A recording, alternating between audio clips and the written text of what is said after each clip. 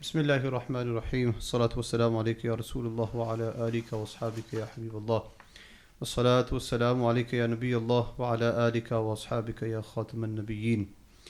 آج ہم پھر موجود ہیں رمضان المبارک اور 21ویں رمضان المبارک کی تیاری میں۔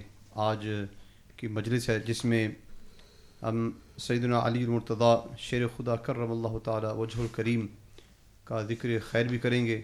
آپ کی حیات پر جو کچھ اعتراضات کیے جاتے ہیں اور جب آپ نے خلافت سنبھالی جو جنگیں ہوئیں ان کا کیا سبب تھا، کیوں جنگیں ہوئیں، صحابہ کرام نے صحابہ کے ہی خلاف تلوار کیوں اٹھائی، اور ان موضوعات پر انشاءاللہ بات کی جائے گی، جس پر اکثر سوشل میڈیا پر بدتمیزی کی جاتی ہے، لوگ اپنی رائے دیتے ہیں، اور ہم چاہ رہے تھے کہ اس موضوع پر اچھی گفتگو ہو، دلائل کے ساتھ گفتگو ہو، سند کے ساتھ گفتگو ہو، اور جو اہل سنت و جماعت کا موقف ہے ان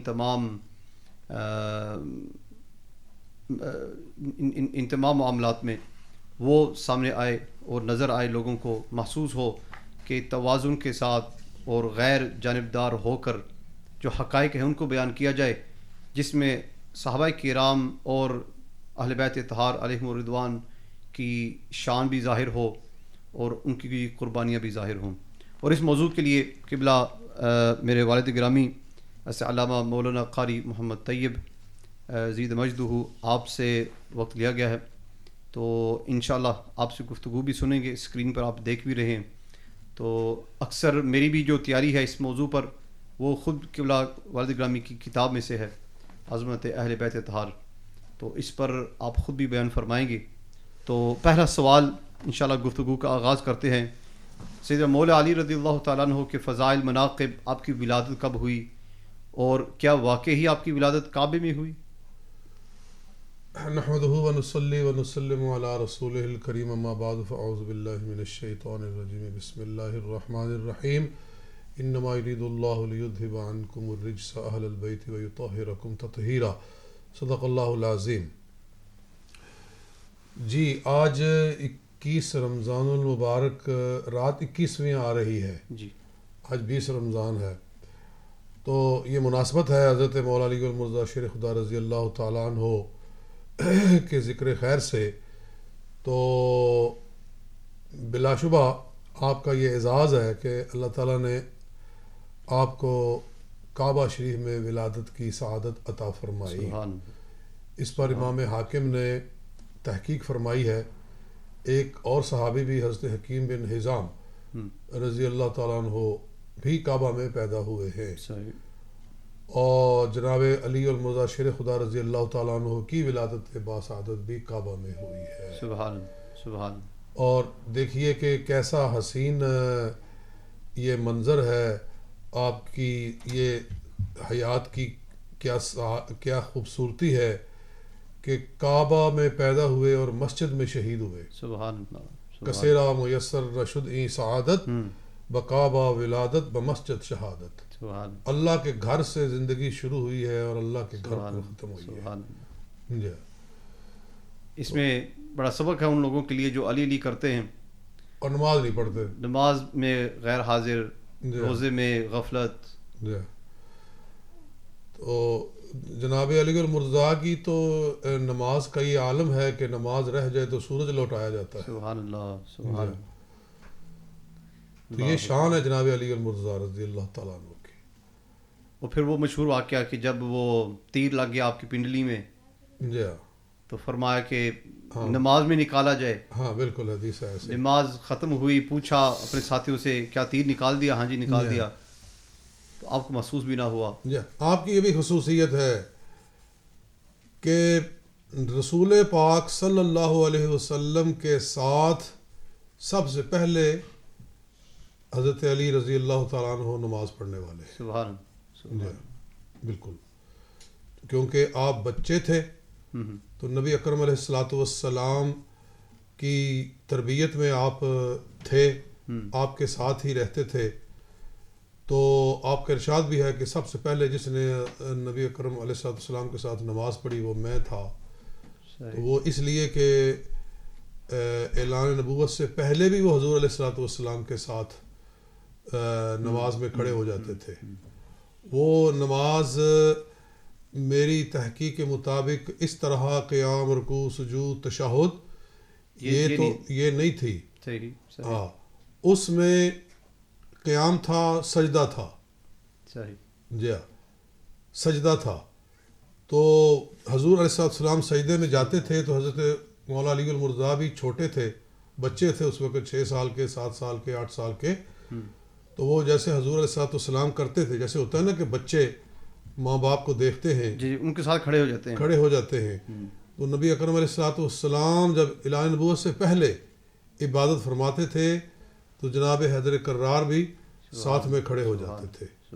اس لیے آپ کا یہ فرمان بجا ہے کہ سب سے پہلے میں نے حضور علیہ السلام کے ساتھ نماز ادا کی. یہاں پر ایک اعتراض کیا جاتا ہے کہ دیکھیں حضرت علی سب سے پہلے نماز پڑھنے والے ہیں، لہٰذا سب سے افضل بھی وہی ہیں. جب سب سے افضل عبادت نماز ہے اور سب سے پہلے اور سب سے زیادہ پڑھنے والے وہ ہیں، تو پھر شان بھی ان کی ہوئی. نہ جی، بس یہ خلط ملط لوگ کرتے ہیں، جزوی فضائل کو فضیلت مطلقہ بنا دیتے ہیں. صحیح. جی ہاں، جزوی فضائل ہر صحابی کے ہیں. ٹھیک. اللہ تعالیٰ نے مختلف صحابہ کرام کو گونا گون فضائل عطا فرمائے. جو ان کا خاصہ ہیں وہ کسی اور میں نہیں پائے جاتے، انہی میں پائے جاتے ہیں. تو ان کو دیکھ کر اگر اس طرح جھگڑنا شروع کر دیا جائے، کوئی کہے یہ سب سے افضل ہے، کوئی کہے گا یہ سب سے افضل ہے، کوئی کہے گا یہ سب سے افضل ہے. جی، حضرت زید کا نام آیا ہے قرآن پاک میں. جی، وہ بتائے نہ کسی اور کا نام قرآن پاک میں. ٹھیک. نہ حضرت صدیق اکبر کا ہے، نہ فاروق اعظم کا ہے، خلفائے راشدین میں سے کسی کا نہیں ہے. تو کیا حضرت زید پھر افضل ہوئے؟ ہاں، تو پھر اس جزوی فضیلت کو لے کر کیا آپ ان کو سب سے افضل کر دیں گے؟ جی. تو اسی طرح حضور علیہ السلام نے ارشاد فرمایا حضرت ابو عبیدہ بن جراح کے لیے کہ میری امت کا امین، ہاں، ہر امت کا امین ہوتا ہے اور میری امت کا امین ابو عبیدہ ہے. جی. تو کیا اس بنیاد پر پھر وہ سب سے افضل ہو جائیں گے؟ ایسا نہیں ہے. حضرت ابوبکر صدیق رضی اللہ تعالی عنہ کی افضلیت مطلقہ ہے، اس پر ساری امت کا اجماع ہے. صحیح. تمام صحابہ کا اجماع ہے.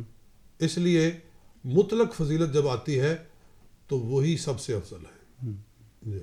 اچھا، آپ کے بچپن کے بارے میں کچھ احوال سیرت میں ملتے ہیں. جس طرح نبی علیہ السلام نے جب اعلان نبوت فرمایا تو آپ اس 11 سال کی عمر میں یا 12 سال کی عمر میں پورے خاندان کے خلاف کھڑے ہو کر آقا علیہ السلام کی تائید کرتے ہیں.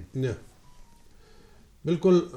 جناب حیدر کرار رضی اللہ تعالیٰ عنہ کی یہ بہت بڑی خصوصیت ہے کہ کسی کو اس کے باپ نے پالا، کسی کو اس کی ماں نے پالا، کسی کو اس کے بھائی نے پالا، اور جناب مولا مرتضیٰ وہ ہیں جن کو امام الانبیاء نے پالا، حضور علیہ السلام نے پالا.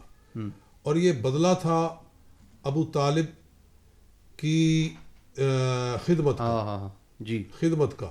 ٹھیک. چونکہ حضور علیہ السلام کی بچپن میں کفالت کی ابو طالب نے، جی، تو اس کا بدلہ دیا حضور علیہ السلام نے. سبحان. جی.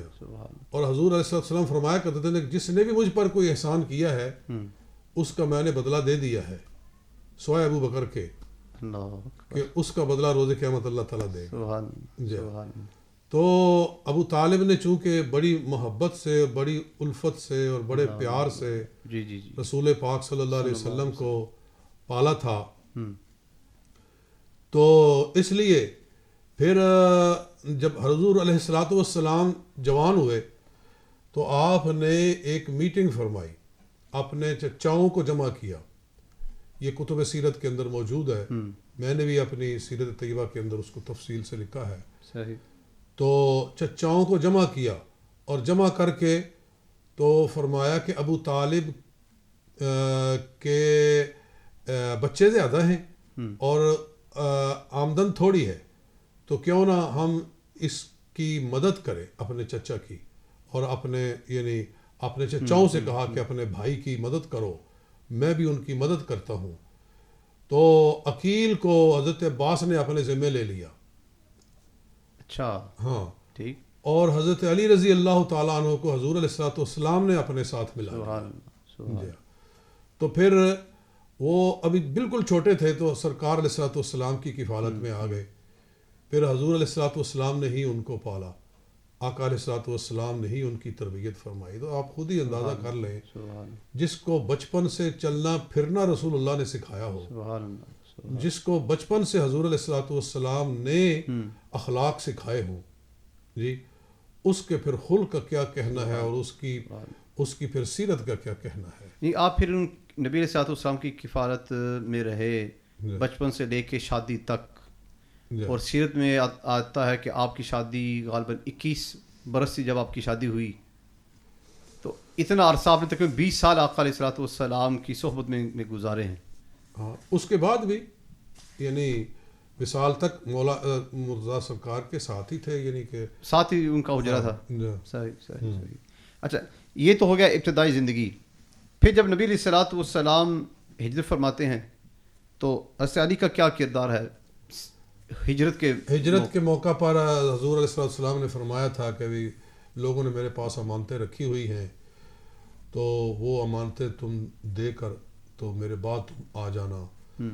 اور پھر ہجرت کے موقع پر یہ آپ کی سب سے بڑی شان ہے کہ حضور علیہ الصلوۃ والسلام نے ان کو اپنے بستر پر سلایا. سبحان. جی ہاں, تو بستر پر سلایا اس رات میں کہ جب ہر طرف سے کافروں کا پہرا تھا, اور وہ حضور علیہ الصلوۃ والسلام پر حملہ آور تھے, شہید کرنا چاہتے تھے. تو ایسے موقع پر حضور علیہ الصلوۃ والسلام کے بستر پر سونا, یہ گویا کانٹوں کے بستر پر سونا ہے. یہ گویا کہ اپنے آپ کو موت کے لیے پیش کرنا ہے. تو پھر وہاں حیدر کرار ہی سو سکتا ہے. اور ایک میں نے قول آپ کا پڑھا ہے, کہیں فرمایا کہ میں نے بڑی میٹھی نیندیں سوئی ہیں, لیکن جو مزہ اس رات بستر رسول پر سونے میں آیا تھا وہ کہیں نہیں آیا ہے.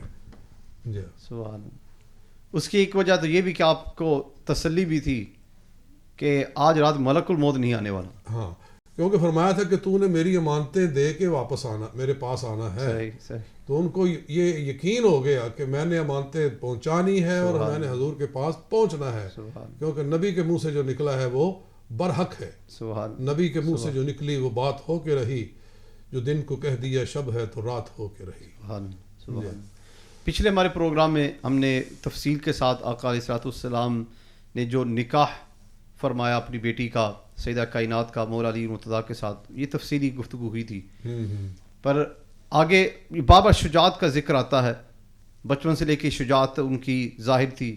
یہاں بستر رسول پر آرام فرمانا اس رات میں, یعنی کہ موت کے منہ میں لیٹنے والی بات ہے. پھر آگے بدر آتا ہے, احد. ان جنگوں میں آپ کا کیا کردار ہے؟ دیکھیے, بدر میں تو آپ کا کیا عظیم الشان کردار ہے.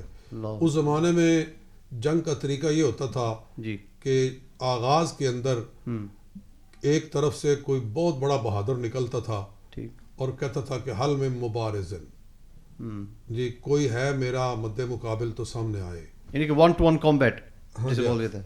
ابتدا میں ایسے ہوتا تھا. اس کے بعد پھر گھمسان کی جنگ ہوتی تھی. صحیح.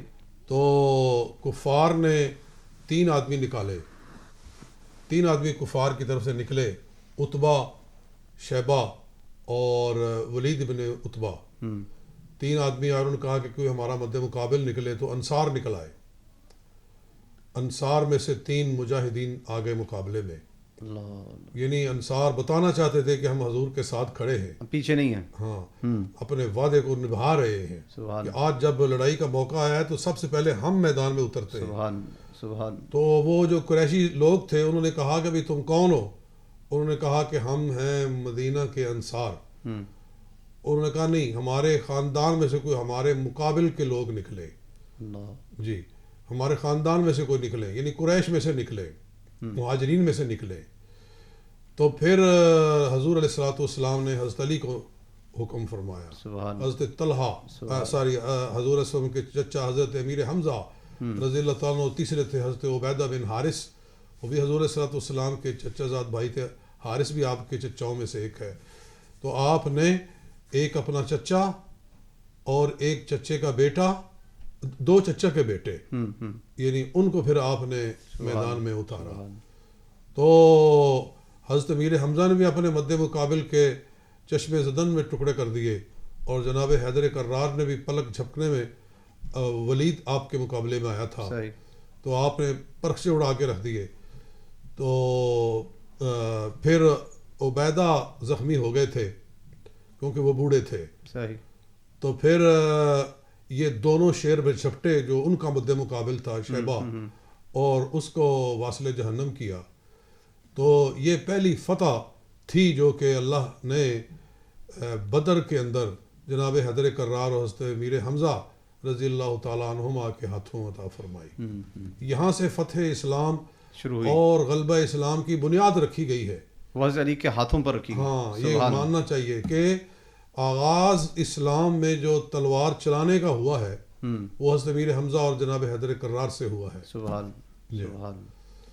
پھر یوں بھی کہا جاتا ہے کہ آدھے سے زیادہ جو لوگ قتل کیے گئے حضرت علی نے اپنی تلوار سے واصل جہنم کیا ان کو. بالکل. بدر کے جو مقتولین تھے 70، ان میں قریباً 30 سے زیادہ جو کفار تھے وہ مولا علی المرتضیٰ کی تلوار سے واصل جہنم ہوئے. سبحان سبحان. تو یہ آپ کی خصوصیات ہیں. بالکل. جی. پھر آگے پھر احد آتی ہے. جی. احد میں دیکھیے کہ نبی اکرم صلی اللہ علیہ وآلہ وسلم جب زخمی ہوئے تو حضور صلی اللہ علیہ وآلہ وسلم کے زخموں کی مرہم پٹی جناب حیدر کرار، جناب خاتون جنت رضی اللہ تعالیٰ عنہما دونوں مل کر کر رہے تھے. جی.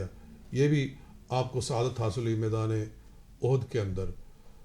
تو میدان احد کے اندر چونکہ باقاعدہ اس طرح آمنے سامنے آ کر جو ہے نا وہ بدر کی طرح ماحول نہیں بن سکا تھا. صحیح. لڑائی ہوئی لیکن وہ الحمدللہ وہ پہلے ہی حملے کے اندر کفار بھاگ گئے، پھر وہ واپس آ گئے، پھر وہ ساری صورتحال ہوئی، حالات پھر ایسے بنے. جی جی. تو بالکل آپ کا احد کے اندر جو کردار ہے وہ بھی اپنی جگہ پر بہت بڑا ہے. اگر آج کی گفتگو میں بلکہ یہاں عقد مواخات کی بات کرنی چاہیے. صحیح. عقد مواخات کی بات کرنی چاہیے کہ جب حضور علیہ السلام مدینہ طیبہ میں تشریف لائے تو آپ نے ایسے کیا کہ ایک امیر صحابی اور ایک فقیر صحابی، ٹھیک، اس طرح ان کو کر دیا کہ تم آپس میں بھائی بھائی ہو، تاکہ یہ ایک دوسرے کی مدد کرے. جو فقیر ہے، تھوڑا نادار ہے، وہ بھی اپنے پاؤں پہ کھڑا ہو جائے اس کی مدد کے ساتھ. اسی طرح آپ نے مہاجرین اور انصار کے درمیان میں بھی مواخات فرمائی کہ ایک انصاری کو اٹھاتے، ایک مہاجر کو اٹھاتے اور کہتے کہ لو جی آج سے لے کر تم آپس میں بھائی ہو. صحیح. تو عقد مواخات ہوا. حضرت علی رضی اللہ تعالیٰ فرماتے ہیں، بخاری شریف میں ہے کہ بھئی میرا نام نہیں لیا، میں پیچھے بیٹھا تھا، حتیٰ کہ مجھے یوں لگا کہ میری کمر ٹوٹنے والی ہے، افسوس کے ساتھ یا غم کے ساتھ کہ مجھے کسی کا بھائی نہیں بنایا گیا، مجھے کوئی بھائی نہیں دیا گیا. تو عرض کیا کہ آپ نے سب کو بھائی دے دیے ہیں اور مجھے آپ نے کوئی بھائی نہیں دیا ہے. آپ فرمایا انما ابقیتک لنفسی، تجھے میں نے صرف اپنے ہی لیے رکھا تھا.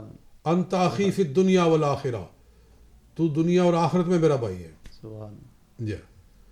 تو یہ عقد مواخات، ہاں یہ جامع ترمذی کے اندر ہے، کتاب المناقب کے اندر یہ حدیث ہے. اور احد کے اندر تو یہاں ایک روایت ہے کہ جناب مولا علی المرتضیٰ نے خوب جوامردی دکھائی اور رسول پاک صلی اللہ علیہ وسلم کا خوب دفاع کیا. یعنی جب حملہ ہوا نا، کفار نے حملہ کیا تو اس وقت جو حضور کو لوگ بچا رہے تھے ان میں جناب حیدر کرار رضی اللہ تعالیٰ عنہ بھی تھے. 14 صحابہ کرام اس وقت بھی حضور کے ساتھ کھڑے رہے تھے، جو بالکل آگے پیچھے نہیں ہوئے. ان میں سے 7 مہاجرین تھے اور 7 انصار تھے. جو مہاجرین تھے ان میں حضرت علی تھے، حضرت ابوبکر صدیق تھے، حضرت عمر فاروق تھے، یعنی یہ لوگ تھے. تو حضرت جبریل نے دیکھ کر کہا انہا لمواسات، ہاں یہی ہے وفاداری. جب حضرت علی کو اس طرح حضور کا دفاع کرتے ہوئے دیکھا تو کہا انہا لمواسات، یہ ہے مواسات، ہمدردی. یہ جبریل کہہ رہے ہیں، حضرت جبریل. صحیح. تو نبی اکرم علیہ السلام نے فرمایا کہ انہ منی وانا منہ، سبحان اللہ، میں علی سے ہوں، علی مجھ سے ہے. سبحان اللہ. تو حضرت جبریل نے اس وقت کہا وہ انا منکما، اور میں تم دونوں سے ہوں. سبحان اللہ. ہاں، یعنی جس طرح تم ایک دوسرے سے محبت رکھتے ہو، میں بھی تم دونوں سے محبت رکھتا ہوں. جی ہاں، یہ تاریخ طبری کے اندر امام ابن جریر طبری نے اس کو لکھا ہے. جی ہاں، تو یہ احد کا ہو گیا. صحیح. آگے پھر بڑا معرکہ تو خیبر کا، جس میں حضرت علی کا بڑا نمایاں کردار ہے. جی ہاں، اس پر بھی اگر کچھ خندق کے اندر بھی، جی خندق میں بھی وہ، خندق میں عمرو بن عبد ود کو جس طرح آپ نے واصل جہنم کیا، جی جی جی، وہ تاریخ اسلام کا ایک بڑا خصوصی واقعہ ہے. سبحان اللہ. جی، اسی طرح خیبر لے لیں. جی، تو خیبر کے قلعے کو کھولنا اور خیبر کا دروازہ اکھیڑنا، یہ جناب حیدر کرار رضی اللہ، اور خیبر کے موقع پر آپ بیمار تھے. ہاں ہاں، آپ بیمار تھے، جی. تو نبی اکرم علیہ الصلوۃ والسلام نے بھیجے لوگ، انہوں نے اپنی جان پوری لڑائی، لیکن اللہ تعالیٰ نے ایک اعزاز کسی کے لیے رکھا ہوتا ہے. تو نہیں خیبر کا وہ خاص قلعہ جو تھا وہ فتح ہو سکا. تو پھر حضور علیہ السلام نے فرمایا کہ لَأُعْطِيَنَّ الرَّأْيَةَ غَدًا إِن شاء اللَّهُ رَجُلًا يُحِبُّ اللَّهَ وَرَسُولَهُ وَيُحِبُّهُ اللَّهُ وَرَسُولُهُ سبحان اللہ، سبحان وَيَفْتَحُ اللَّهُ عَلَى يَدَيْهِ، کہ کل میں اس کو جھنڈا پکڑاؤں گا کہ جو اللہ اور اس کے رسول سے محبت رکھتا ہے، اور اللہ اور اس کا رسول اس سے محبت رکھتا ہے، سبحان اللہ. اور اس کے ہاتھ پہ اللہ تعالیٰ فتح کر دے گا. تو اگلے دن فجر کی نماز کے بعد صحابہ کرام ہر کوئی چاہتا تھا کہ جھنڈا اس کو ملے. حضرت عمر فاروق کہتے ہیں کہ مجھے کبھی امارت کی طلب نہیں ہوئی کہ میں امیر بنوں، لیکن اس دن مجھے بھی طلب ہوئی کہ آج امیر میں بنوں. اللہ. اور میں آگے آگے اپنا سر کر رہا تھا، میں گردن اٹھا کے، تاکہ حضور میری طرف متوجہ ہو جائے اور مجھے امیر بنائے. صحیح. کیونکہ اعزاز ہی ایسا فرمایا کہ اللہ اور اس کا رسول اس سے محبت رکھتے ہیں، وہ اللہ اس کے رسول سے محبت رکھتا ہے. تو آپ فرمایا این علی، علی کہاں ہے؟ تو کہا کہ ان کی آنکھیں دکھتی ہیں، ارمد ہیں. تو فرمایا بلاؤ ان کو. آپ کو بلایا گیا اس حال میں کہ بخار تھا آپ کو، اور آپ کی آنکھیں بچپن سے دکھتی تھی. اچھا، بچپن سے آپ کے آنکھوں میں آشوب چشم تھا، وہ بیماری تھی. اور جب آنکھیں خراب ہوتی تھیں، یعنی وقفے سے جب آنکھیں دکھنے لگتی تھیں، تو پھر سارا جسم بخار کے اندر آ جاتا تھا. یعنی کہ جنگ کی حالت میں، اس حالت میں آپ وہاں جنگ پر پہنچے ہیں. بالکل بالکل، وہ تو پھر ساتھ تھے نا. تو فرمایا کہ کہاں ہیں جی، ان کی آنکھیں دکھ رہی ہیں. تو حضور علیہ السلام کے پاس ان کو لایا گیا اس حال میں کہ وہ بخار میں تھے. تو نبی اکرم علیہ السلام نے ان کی چشمان مبارک کے اندر اپنا لعاب دہن ڈالا. تو حضرت علی فرماتے ہیں ایسے لگا جیسے کہ مجھے بیماری ہے ہی نہیں. اللہ. عرض کہ یا رسول اللہ مجھے بخار ہے. تو حضور علیہ السلام نے وہی دعا فرمائی، اللہم قحل الحر والبرد، اے اللہ علی کو گرمی سردی سے بچا. سبحان. گرمی سردی سے بچا. ٹھیک ہو گئے. اس کے بعد حضور کی دعا ایسی ساری زندگی ساتھ رہی کہ کبھی گرمی سردی لگی ہی نہیں. سبحان. آپ کے بارے میں ہے آپ کی سیرت میں کہ سخت گرمیوں میں آپ موٹے کپڑے پہن لیتے تھے، اور سخت سردیوں میں بالکل باریک کپڑے پہنے ہوتے تھے. ٹھیک. تو لوگ کہتے کہ یہ کیا ہے، آپ کو گرمی سردی نہیں لگتی. کہا اس دن حضور آقا صلی اللہ علیہ وسلم نے دعا فرمائی تھی کہ اللہ علی کو گرمی سردی سے بچا. اس کے بعد نہ کبھی گرمی محسوس ہوئی، نہ کبھی سردی محسوس ہوئی. دلہن بن کے نکلی دعائے محمد. اللہ فرماتے ہیں اجابت نے بڑھ کر گلے سے لگایا، جی دلہن بن کے نکلی دعائے محمد. خدا کی رضا چاہتے ہیں دو عالم، خدا چاہتا ہے رضائے محمد صلی اللہ علیہ وسلم. جی. خیبر کے بعد پھر آقا علیہ الصلوۃ والسلام کا وصال فرما جانا، اس میں کئی سوالات کھڑے ہوتے ہیں. تبوک کے موقع پر بھی ایک خاص بات ہوئی جس میں شان مولا علی المرتضیٰ کا ظہور ہوا جی اور فتح مکہ کے موقع پر بھی کہ سرکار کے کندھوں پہ چڑھ کے بتوں کے توڑنے کی سعادت آپ کو حاصل ہوئی. جی یعنی کوئی ایسا مرحلہ نہیں ہے, کوئی ایسا موقع نہیں ہے کہ جس میں مولا علی المرتضیٰ کی کوئی خاص شان نظر نہیں آتی. سبحان اللہ. یعنی کہ ہر مارکے میں, ہر جنگ میں, ہر جگہ. جی پھر آگے پھر فتح مکہ کے بعد واپسی پر غدیر خم کا واقعہ, جہاں علیہ الصلوۃ والسلام نے پھر وہ حجۃ الوداع کے بعد آپ نے ان کو یہ لقب دیا کہ مومنین کا ولی بنایا. جی بالکل. وہ تبوک کی بات میرے ذہن میں بار بار گھومتی ہے کہ آپ ہر جنگ میں حضور صلی اللہ علیہ وسلم کے ساتھ ہوتے تھے, اور بلکہ آپ کی تلوار فیصلہ کن ہوتی تھی ہر جنگ کے اندر. تو جب غزوہ تبوک آیا تو اس کے لیے تو نبی علیہ الصلوۃ والسلام نے صحابہ کو بہت جوش دلایا تھا. کسی بھی غزوہ کے موقع پر آپ سب کو نہیں حکم دیتے تھے کہ نکلو, بس ترغیب دلاتے تھے کہ جس نے چلنا ہے چلے. تو پھر لوگ اٹھ کھڑے ہوتے تھے, چل پڑتے تھے. لیکن اس موقع پر تو یہ حکم تھا کہ کوئی پیچھے نہ رہے, تو کوئی پیچھے نہیں رہا. حتیٰ کہ صحابہ کرام جن کو سواریاں نہیں ملتی تھی وہ روتے ہوئے حضور صلی اللہ علیہ وسلم کے پاس آتے تھے کہ اللہ فرماتا ہے کہ تولوا واعینہم تفیض من الدمع, وہ اس حال میں واپس جاتے ہیں کہ ان کے آنکھیں آنسو بہا رہی ہوتی ہیں کہ ہمارے پاس سواری کا کوئی انتظام ہے. تو حضرت علی رضی اللہ تعالیٰ عنہ کو سرکار دو عالم صلی اللہ علیہ وسلم نے فرمایا کہ اس موقع پر تو مدینہ شریف میں میری جگہ پر رہے گا. اور باقی سب کو اصرار کہ نکلنا زور دے کے سب کو. پہلے آپ عموماً حضرت عبداللہ بن ام مکتوم کو جو کہ نبینہ صحابی تھے رضی اللہ تعالیٰ عنہ, ان کو اپنا نائب بنا کر جایا کرتے تھے.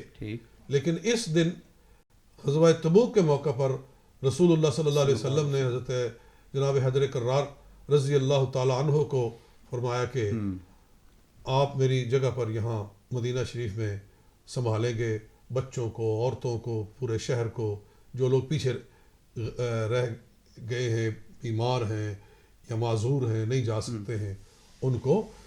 تو اس موقع پر آپ پھر رو پڑے کہ یا رسول اللہ صلی اللہ علیہ وسلم, سب لوگ میدان میں اتریں گے اور میں یہاں بیٹھا ہوں گا عورتوں اور بچوں کے اندر. یعنی آپ کی طبیعت ہی ایسی تھی کہ میں پیچھے کیوں رہ جاؤں, ساری زندگی جہاد کیا ہے. تو آج جب اتنے بڑے دشمن کے مقابلے میں سرکار نکلے ہیں, کیونکہ اس زمانے کی سب سے بڑی سپر پاور تھی روم کی سلطنت, تو اس کے مقابلے میں تو اس وقت حضور علیہ الصلوۃ والسلام نے پھر ان کی دلجوئی کے لیے اور ان کی شان کو بڑھانے کے لیے ارشاد فرمایا کہ انت منی کمنزلت ہارون من موسیٰ, کہ تم میرے ساتھ ایسے ہو جیسے کہ موسیٰ علیہ السلام کے ساتھ ہارون علیہ السلام تھے.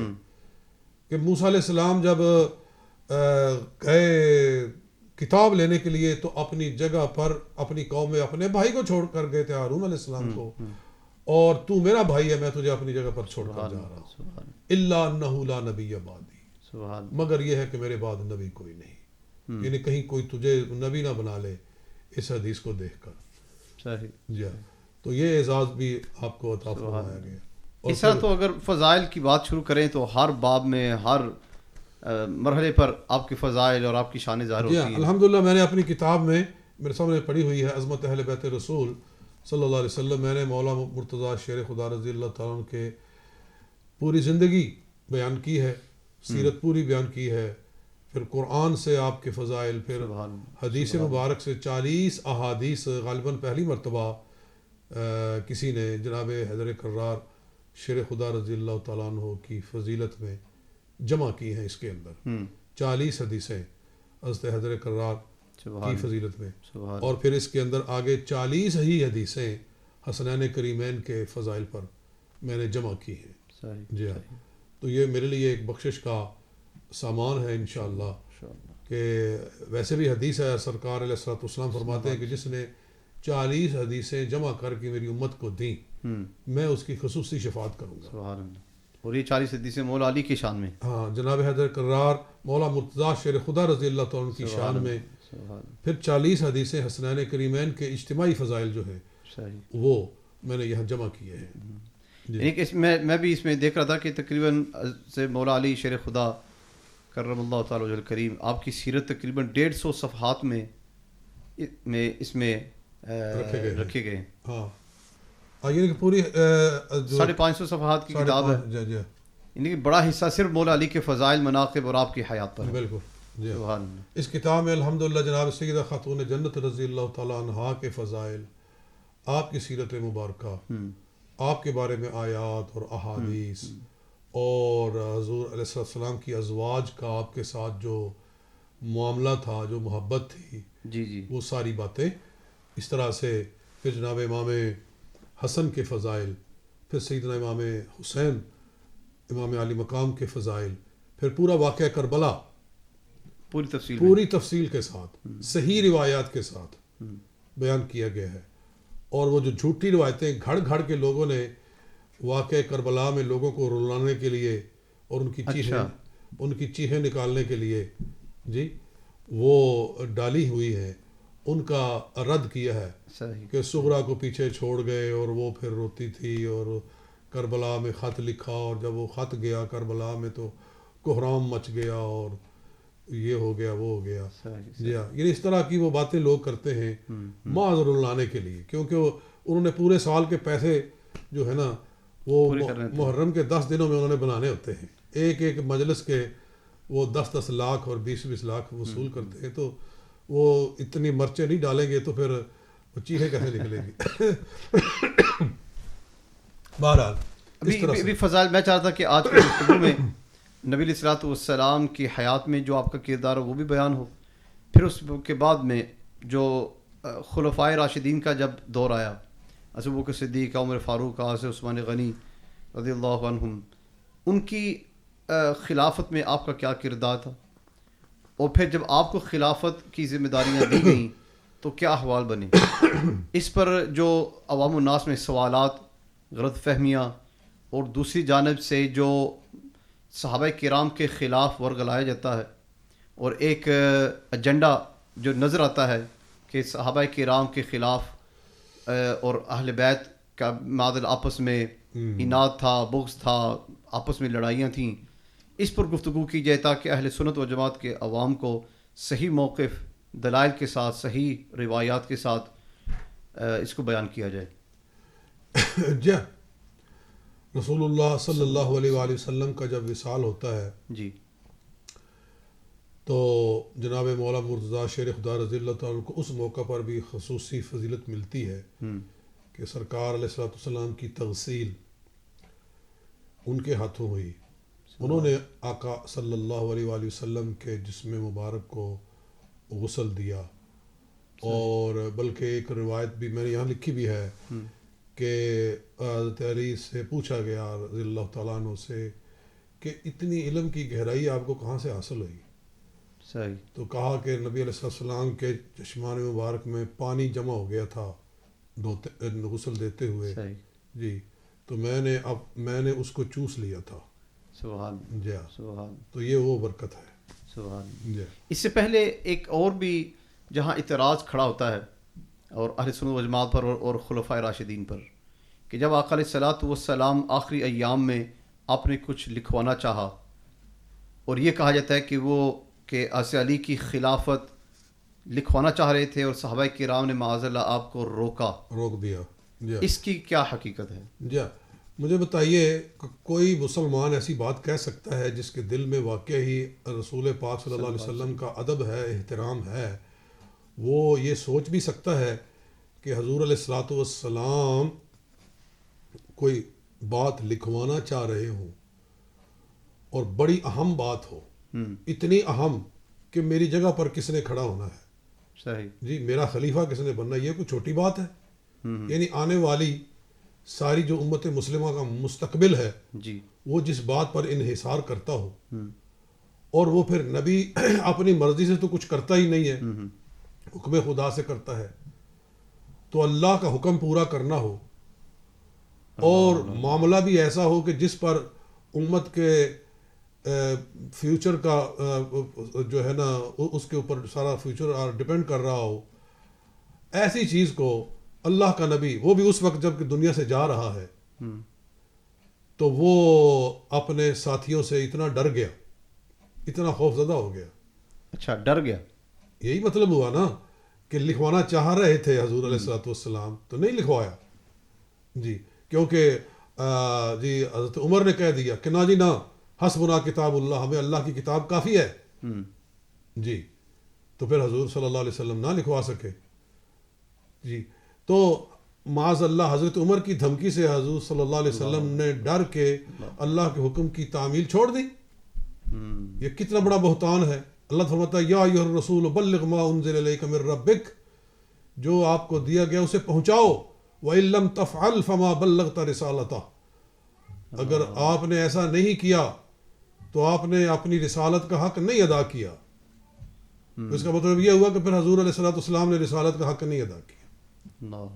حالانکہ عمر فاروق کے بارے میں حدیث میں یہاں تک ملتا ہے کہ آپ بارگاہ رسالت میں آتے تو ہاتھ جوڑ کر بیٹھا کرتے تھے. جی بالکل. وہ شخص ہو جو معاذ اللہ دبکا دے یا روک دے کسی حکم کو، بالکل سب جھوٹ ہے، سب جھوٹ ہے. بات صرف اتنی تھی کہ نبی اکرم علیہ الصلوۃ والسلام ایک استحبابی حکم تھا، وجوبی ایجابی نہیں تھا، استحبابی تھا.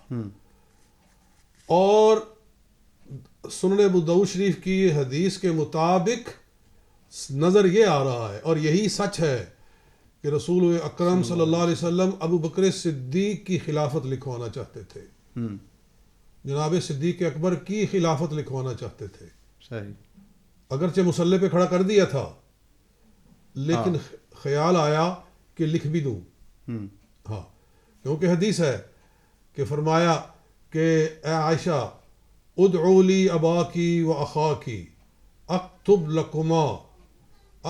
لکم حتی لا یختلف فیہ مختلف، کہ اے عائشہ اپنے باپ کو بلا لو اور اپنے بھائی کو بلا لو کہ میں تمہیں لکھ دوں، حتی لا یتمنی متمن، ہاں تاکہ کوئی تمنا کرنے والا پھر کوئی تمنا نہ کرے. صحیح. کہا کہ لکھ دوں.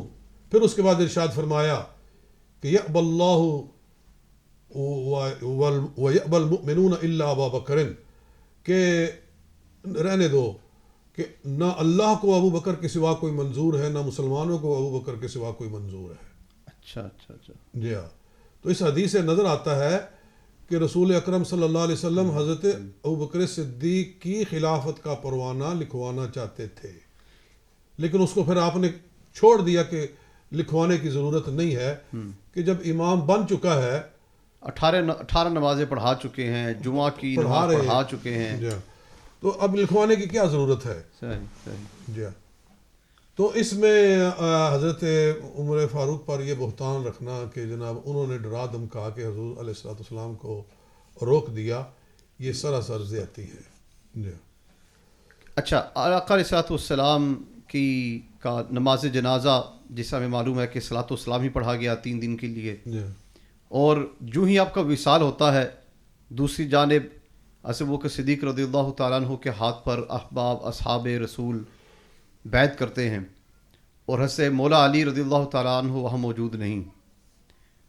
تو کیا اس میں یہ عنصر نہیں پایا جاتا، اور یوں بھی یہ سٹوری بنائی جاتی ہے کہ آپ کو جان بوجھ کر بتایا نہ گیا اور اس مجلس سے علیحدہ رکھا گیا؟ ہاں نہیں بالکل ایسی کوئی بات نہیں ہے. دراصل خلافت جناب صدیق اکبر رضی اللہ تعالیٰ عنہ جو ہے، اللہ نے اس کے ایسے اسباب بنائے کہ اللہ جب کوئی چیز کرنا چاہتا ہے تو وہ ہو جاتی ہے. تو بنو ساعدہ ایک قبیلہ تھا، قبیلہ بنی ساعدہ، ان کا ایک سقیفہ تھا، یعنی ایک جگہ تھی جہاں وہ بیٹھ کر آپس میں باتیں کرتے تھے، وہاں میٹنگیں وغیرہ ہوتی تھیں. تو وہاں انصار جمع ہوئے اور وہ کہنے لگے کہ منا امیر ومنہم امیر، ایک امیر ہم میں سے ہونا چاہیے، ایک امیر مہاجرین میں سے ہونا چاہیے. ٹھیک ہے جی، 2 امیر ہونے چاہیے حضور علیہ السلام کے بعد. تو یہ اس وقت کی بات ہے کہ ابھی رسول پاک صلی اللہ علیہ وآلہ وسلم کی تدفین نہیں ہوئی تھی. اچھا، ابھی حضور علیہ السلام کا وصال ہوا ہے اور ابھی آپ کا جسم مبارک موجود ہے، ابھی تدفین نہیں ہوئی تھی کہ چند لوگ انصار میں سے سقیفہ میں جمع ہوئے اور وہ یہ باتیں کرنے لگے. یہ بات کسی نہ کسی طریقے سے حضرت عمر فاروق تک پہنچ گئی رضی اللہ تعالیٰ عنہ تک. اللہ تعالیٰ ایک معاملے کو حل کرنا چاہتا تھا, کرنے والا تھا. تو حضرت عمر فاروق کے کانوں میں یہ بات آئی کہ وہ یہ کہہ رہے ہیں کہ ایک امیر ان میں سے ہوگا اور ایک امیر مہاجرین میں سے ہوگا. تو ظاہر ہے کہ یہ تو ناقابل عمل چیز ہے. 2 امیر ہو جائیں تو مسلمانوں کی قوت 2 حصوں میں تقسیم ہو گئی. تو یہ تو لڑائی کی بنیاد بن گئی. تو آپ نے حضرت ابو بکر کو ساتھ لیا, کہا کہ چلیے ان کو سمجھائیں. ابو عبیدہ بن جراح رضی اللہ تعالیٰ عنہ کو ساتھ لیا اور یہ لوگ وہاں چلے گئے, اور بھی مہاجرین وہاں پہنچ گئے. تو حضرت ابو بکر صدیق رضی اللہ تعالیٰ عنہ نے فرمایا کہ ہاں جی کیا بات ہے. وہ کہنے لگے کہ ایک امیر ہمارا اور ایک امیر تمہارا. تو آپ نے فرمایا کہ نہیں, حضور صلی اللہ علیہ وسلم نے فرمایا کہ جو آئمہ ہوں گے قریش میں سے ہوں گے. تو قریش میں سے یہ عمر موجود ہیں, یہ ابو عبیدہ بن جراح موجود ہیں, اور بھی ان میں سے کسی کو چن لو. تو پھر حضرت عمر فاروق نے کہا کہ نہیں, آپ کے ہوتے ہوئے کون چنا جا سکتا ہے. اور ابن ابی شیبہ کی حدیث ہے, میں نے حوالہ لکھا ہوا ہے کہ انہوں نے عرض کیا کہ جب رسول اللہ صلی اللہ علیہ وسلم مصلی آپ کو دے کر گئے ہیں تو پھر آپ کے ہوتے ہوئے کون آگے گزرے گا. کہا اے انصار بتاؤ کہ جس کو مصلی رسول پاک دے کر گئے ہیں اب کوئی اس کے آگے کھڑا ہوگا. تو انصار کہنے لگے کہ نہیں ان کے آگے کون کھڑا ہوگا.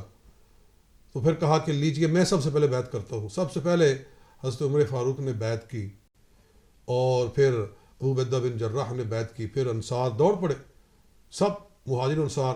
وہاں بیعت ہو گئی. اس سقیفہ کے اندر جتنے 20-30 آدمی تھے سب سے پہلے انہوں نے بیعت کی. پھر مسجد میں آ گئے. مسجد میں آئے تو مسجد میں آ کر بتایا کہ جناب صدیق اکبر کی بیعت ہو گئی ہے. تو پھر جتنے اہل مسجد تھے ان سب نے بیعت کی. پھر رسول پاک صلی اللہ علیہ وسلم کی جب تدفین ہو گئی, آپ کو رات کے وقت میں دفنایا گیا. پیر اور منگل کی رات کے درمیان میں رسول اللہ صلی اللہ علیہ وسلم کی تدفین مبارک ہوتی ہے. تو منگل والے دن فجر کی نماز پر پھر جتنے لوگ موجود تھے جنہوں نے بیعت نہیں کی تھی انہوں نے بھی بیعت کی. ان کے اندر پھر مولا علی المرتضیٰ شیر خدا رضی اللہ تعالیٰ عنہ بھی موجود تھے. انہوں نے بھی اٹھ کر بیعت کی, اور انہوں نے فرمایا کہ ہمارا کوئی آپ سے اختلاف نہیں ہے, بس ہمیں بس یہ محسوس ہوئی ہے بات کہ ہمیں مشورے میں نہیں لیا گیا. یہ آپ نے فرمایا. ہاں. تو حضرت عمر فاروق نے بتایا کہ یہ ساری باتیں آنن فانن ہوئی ہیں, کوئی پہلے سے پری پلان نہیں تھا یہ مسئلہ. اچھا. جی ہاں. وہ جب ہم نے انصار کی بات سنی تو ہم دوڑے وہاں چلے گئے اور وہاں بیعت ہو گئی. اس لیے ہمیں موقع ہی نہیں ملا. اب تک بات ہو رہی ہے حضرت علی کی شجاعت کی بات, اور آپ نے شجاعتیں دکھائی ہیں بدر میں, احد میں, خندق میں, تبوک کے مرحلے میں پھر آپ نے قربانی دی, گھر پر رہے, اور ہجرت میں ساتھ جو آپ نے دیا.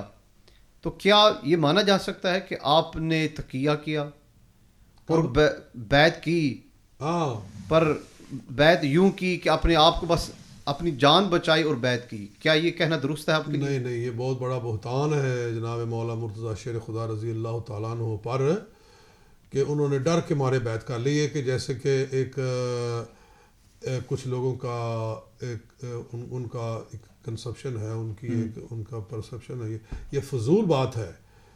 جناب مولا مرتضیٰ شیر خدا رضی اللہ تعالیٰ عنہ the line of اللہ, اللہ اسد اللہ جن کا لقب مبارک ہے, وہ اپنی جان بچانے کے لیے ڈر کے مارے بیعت کر لیں. جی ارے مجھے بتاؤ, جس کا بیٹا اتنا بہادر ہے, جناب امام عالی مقام امام حسین رضی اللہ تعالیٰ کے حق پر ڈٹ گئے, جی حق پر ڈٹ گئے کہ تو فاسق ہے, تو ظالم ہے, میں تیرے ہاتھ میں ہاتھ نہیں دوں گا. یزید کے ہاتھ میں ہاتھ نہیں دیا, جان دے دی ہے. کنبہ لٹا دیا، کنبہ سارا قربان کروا دیا ہے، سبحان مگر ظالم اور فاسق کے ہاتھ میں ہاتھ نہیں دیا. تو یہ کتنا بڑا سبق ہے کہ جس کا بیٹا اتنا بہادر ہے خود وہ کتنا بہادر ہے. سبحان میں کہا کرتا ہوں کہ امام حسین اگر ورقہ ہیں تو جناب علی المرتضیٰ پوری کتاب ہے. سبحان اللہ. اگر وہ ایک پتی ہیں تو مولا علی المرتضیٰ پھول ہے. سبحان اللہ. جی. تو اگر بیٹے کی شجاعت کا یہ عالم ہے تو باپ کی شجاعت کا کیا عالم ہوگا. تو اگر وہ سمجھتے کہ یہ ظالم لوگ ہیں معاذ اللہ جناب حضرت صدیق اکبر، تو وہ کبھی بھی ظالم کے ہاتھ میں ہاتھ نہ دیتے، وہ قربان ہو جاتے لیکن حق کے ساتھ کھڑے رہتے. پھر انہوں نے ابو بکر صدیق کے پیچھے 2-2.5 سال نماز بھی پڑھی اور ساتھ لڑائی بھی، اور ہر محکمے میں ساتھ، مشورے میں ساتھ، نماز میں پیچھے پڑھتے رہے. اور پھر عمر فاروق کا جب دور آیا تو خود اصحاب اہل بیت وظائف وصول کرتے رہے خلفاء سے. پورے 25 برس جناب علی المرتضیٰ شیر خدا رضی اللہ تعالی عنہ نے خلفاء راشدین کے پیچھے نمازیں پڑھی ہیں. یعنی سارا دور ملائیں خلفاء ثلاثہ کا، جی تو یہ 25 سال، یہ 25 سال بنتے ہیں. صحیح. تو 25 برس ان کے پیچھے نمازیں پڑھی، ان کے دوست بن کر رہے، ان کے ساتھی بن کر رہے، ان کے دست و بازو بن کر رہے، ان سے وظائف بھی وصول فرماتے رہے. سارے اہل بیت جو ان کے وظائف مقرر تھے وہ خوشی کے ساتھ وصول فرماتے تھے. ٹھیک. اور بلکہ جب ایران فتح ہوا، یعنی ان کا کیپٹل فتح ہوا، یزدجرد بھاگ گیا جو ان کا بادشاہ تھا ایرانیوں کا، تو اس کا خاندان گرفتار ہوا. تو اس کی بیٹی شہربانو وہ قیدیوں میں مسجد نبوی میں لائی گئی. تو روایات میں لکھا ہوا ہے کہ اتنا حسن و جمال تھا ان کا کہ گویا مسجد نبوی کی دیواریں چمک اٹھی. یعنی اس طرح کتابوں میں لکھا ہوا ہے. تو آپ نے اختیار دیا کہ تو جس کے ساتھ چاہے تیرا نکاح کر دیا جائے. جی. تو انہوں نے حضرت امام حسین رضی اللہ تعالی عنہ کی طرف اشارہ کیا. صحیح. جی. تو پھر ان کے ساتھ یہ نکاح کر دیا گیا حضرت شہر بانو رضی اللہ تعالی عنہا کا. پھر اس سے حضرت امام زین العابدین پیدا ہوتے ہیں، اور اس سے پھر دیگر ائمہ کی ولادت ہوتی ہے. جی. تو ان کا وصول کرنا، اس تحفے کو، اس ہدیے کو قبول کرنا حضرت شہر بانو کو، یہ جناب حضرت عمر فاروق کی خلافت کے لیے مہر تصدیق ہے. جی. کہ ان کو برحق سمجھتے تھے تو ان سے تحائف بھی وصول کرتے تھے. جی. کتب شیعہ میں لکھا ہوا ہے کہ ظالم حاکم کو جو قلم بھی پکڑائے گا نا وہ بھی جہنم میں جائے گا. جی. اچھا. ظالم حاکم کو قلم بھی پکڑا، صرف کاغذ پیش کرنے والا، قلم پیش کرنے والا بھی جہنمی ہے. جی. تو اگر کاغذ قلم پیش کرنے والا جہنمی ہے تو تحفے وصول کرنے والا اور وظائف قبول کرنے والا اس کے بارے میں کیا کہو گے؟ جی. اس لیے سیدھی طریقے سے مان لو کہ وہ ان کو خلیفہ برحق مانتے تھے اور ان کے ساتھی بن کر رہتے تھے. ان کے درمیان میں محبتیں تھیں، پیار تھا، کوئی رنجش تھی ہی نہیں. جی. حتیٰ کہ جب حضرت عثمان غنی رضی اللہ تعالیٰ عنہ کی شہادت کے ایام قریب آئے، وہ بلوائی اور وہ باہر سے لوگ آئے خارجی، اور آپ حضرت علی نے خود اپنے دونوں شہزادوں کو مقرر کیا سیکورٹی کے طور پر حضرت عثمان غنی کے گھر کے باہر. بے شک بے شک. اس کو آپ فخر سے بیان کیا کرتے تھے. جی. جب بھی بات ہوتی تھی نہج البلاغہ کے خطبات میں موجود ہے کہ میں نے اپنے بچوں کو عثمان کی حفاظت کے لیے کھڑا کیا. سبحان اللہ. تو یہ آپ دہرایا کرتے تھے بات کو. تو اس لیے ان کی محبتیں تھیں. بالکل آپ صحیح کہہ رہے ہیں جی. اور پھر جب آپ کو خلافت پیش کی گئی عثمان غنی رضی اللہ تعالیٰ عنہ کی شہادت کے بعد خلافت پیش کی گئی تو آپ انکار کرتے رہے. آپ نہیں لیتے تھے خلافت کو، لیکن آپ سے کہا گیا کہ آپ کے سوا اب کوئی امت کے اندر اس پائے کا ہے ہی نہیں جو آپ کا مقام و مرتبہ ہے، تو آپ ہی حقدار ہیں. تو پھر آپ نے خلافت کو لوگوں کے مجبور کرنے کے اوپر قبول فرمایا. تو خلافت آپ نے لے لی، مگر کوئی اللہ کی طرف سے حالات اس طرح سے بن گئے تھے. عثمان غنی رضی اللہ تعالیٰ عنہ کی خلافت کے آخری 2 سال جو تھے وہ بھی کچھ ایسے ہی تھے کہ فتنے جنم لے رہے تھے اور مسلمانوں میں انتشار پھوٹ رہا تھا. اور اصل میں مجھے کہنا چاہیے کہ شیعت کے بیج بوئے گئے تھے، مسلمانوں میں تفرقے کے بیج بوئے گئے تھے. ایک شخص عبداللہ بن سبا یہودی، اس نے آ کر مسلمانوں کے اندر تفرقہ پیدا کیا. اور جب دیکھا گیا کہ اسلام اتنی تیزی سے پھیل رہا، یہ بڑی خاص بات ہے. جناب ابو بکر صدیق کے دور میں اسلام تیزی سے پھیلا، بلکہ وہ تو حضور علیہ السلام نے ہی جو جہاد کا آپ نے سنگ بنیاد رکھا تھا، پھر اس سے اسلام تیزی سے پھیلنا شروع ہوا شمشیر جہاد کے ساتھ. تو رسول اللہ صلی اللہ علیہ وسلم کی موجودگی میں ہی پورا جزیرہ عرب تقریباً فتح ہو گیا تھا. پھر اس کے بعد جناب صدیق اکبر رضی اللہ تعالیٰ نے اس کو آگے بڑھایا. پھر حضرت فاروق اعظم رضی اللہ تعالیٰ کا دور آیا تو فتوحات کا سیلاب آ گیا. مشرق و مغرب کی طرف اسلام جو تھا وہ ایسے تیزی سے پھیل رہا تھا کہ جیسے کہ ایک سیلاب آ گیا ہے فتوحات کا. اور پھر حضرت عثمان غنی رضی اللہ تعالیٰ عنہ کا جو پہلے 10 سال تھے وہ اسی طرح سے تھے جیسے کہ شیخین کے دور کا ماحول تھا. تو پھر دشمنان اسلام سر جوڑ کر بیٹھے کہ اگر اسی زور کے ساتھ اور اسی مستعدی کے ساتھ یہ مسلمان جہاد کرتے رہے تو یہ تو بہت قریب ہے کہ یہ پوری دنیا پر یہ غلبہ حاصل کر لیں گے. پھر تو نام و نشان مٹ جائے گا دوسرے مذاہب کا، لہٰذا ان کو آپس میں لڑانے کا کوئی طریقہ بنایا جائے. اچھا جی، تاکہ یہ جو تیزی سے بڑھتا ہوا سیلاب ہے نا فتوحات کا، یہ رکے. تب پھر یہ ایسے لوگ سب سے پہلے عبداللہ بن سبا یہودی وہ منافق بن کر مسلمانوں میں داخل ہوا اور پھر اس نے پہلے اہل بیت کے فضائل بیان کرنا شروع کیے. لوگ گرویدہ ہو گئے کیونکہ کون نہیں ان کے فضائل سننا چاہتا. تو پھر اس نے ماحول بنا لیا. پھر اس نے کہا کہ حضرت علی سب سے افضل تھے، حضرت علی المرتضیٰ سب سے افضل تھے، تو پھر کیوں نہ ان کو خلافت دی گئی. دوسرے لوگوں نے، ابو بکر و عمر اور عثمان نے، ان لوگوں نے خلافت کیوں سنبھال لی؟ ٹھیک، جس کا حق تھا اس کو پیچھے کر دیا.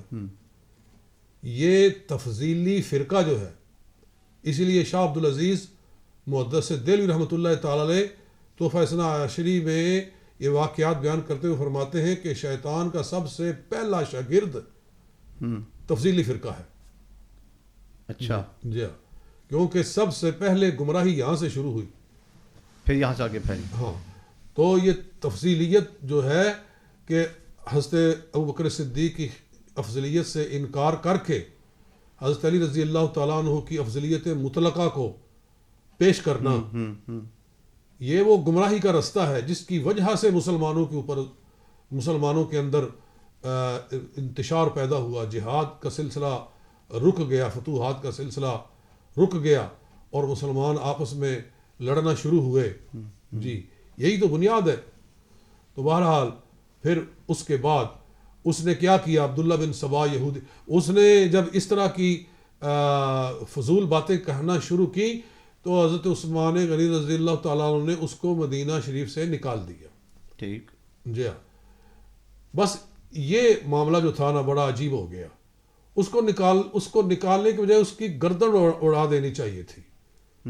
جی ہاں، اگر حضرت عمر فاروق رضی اللہ عنہ کا دور ہوتا تو اس کے ٹکڑے ہو جاتے، لیکن حضرت عثمان غنی رضی اللہ عنہ نے یہ اللہ کی تقدیر ہوتی ہے، جو کچھ ہونا ہوتا ہے اس نے ہو کے رہنا ہوتا ہے.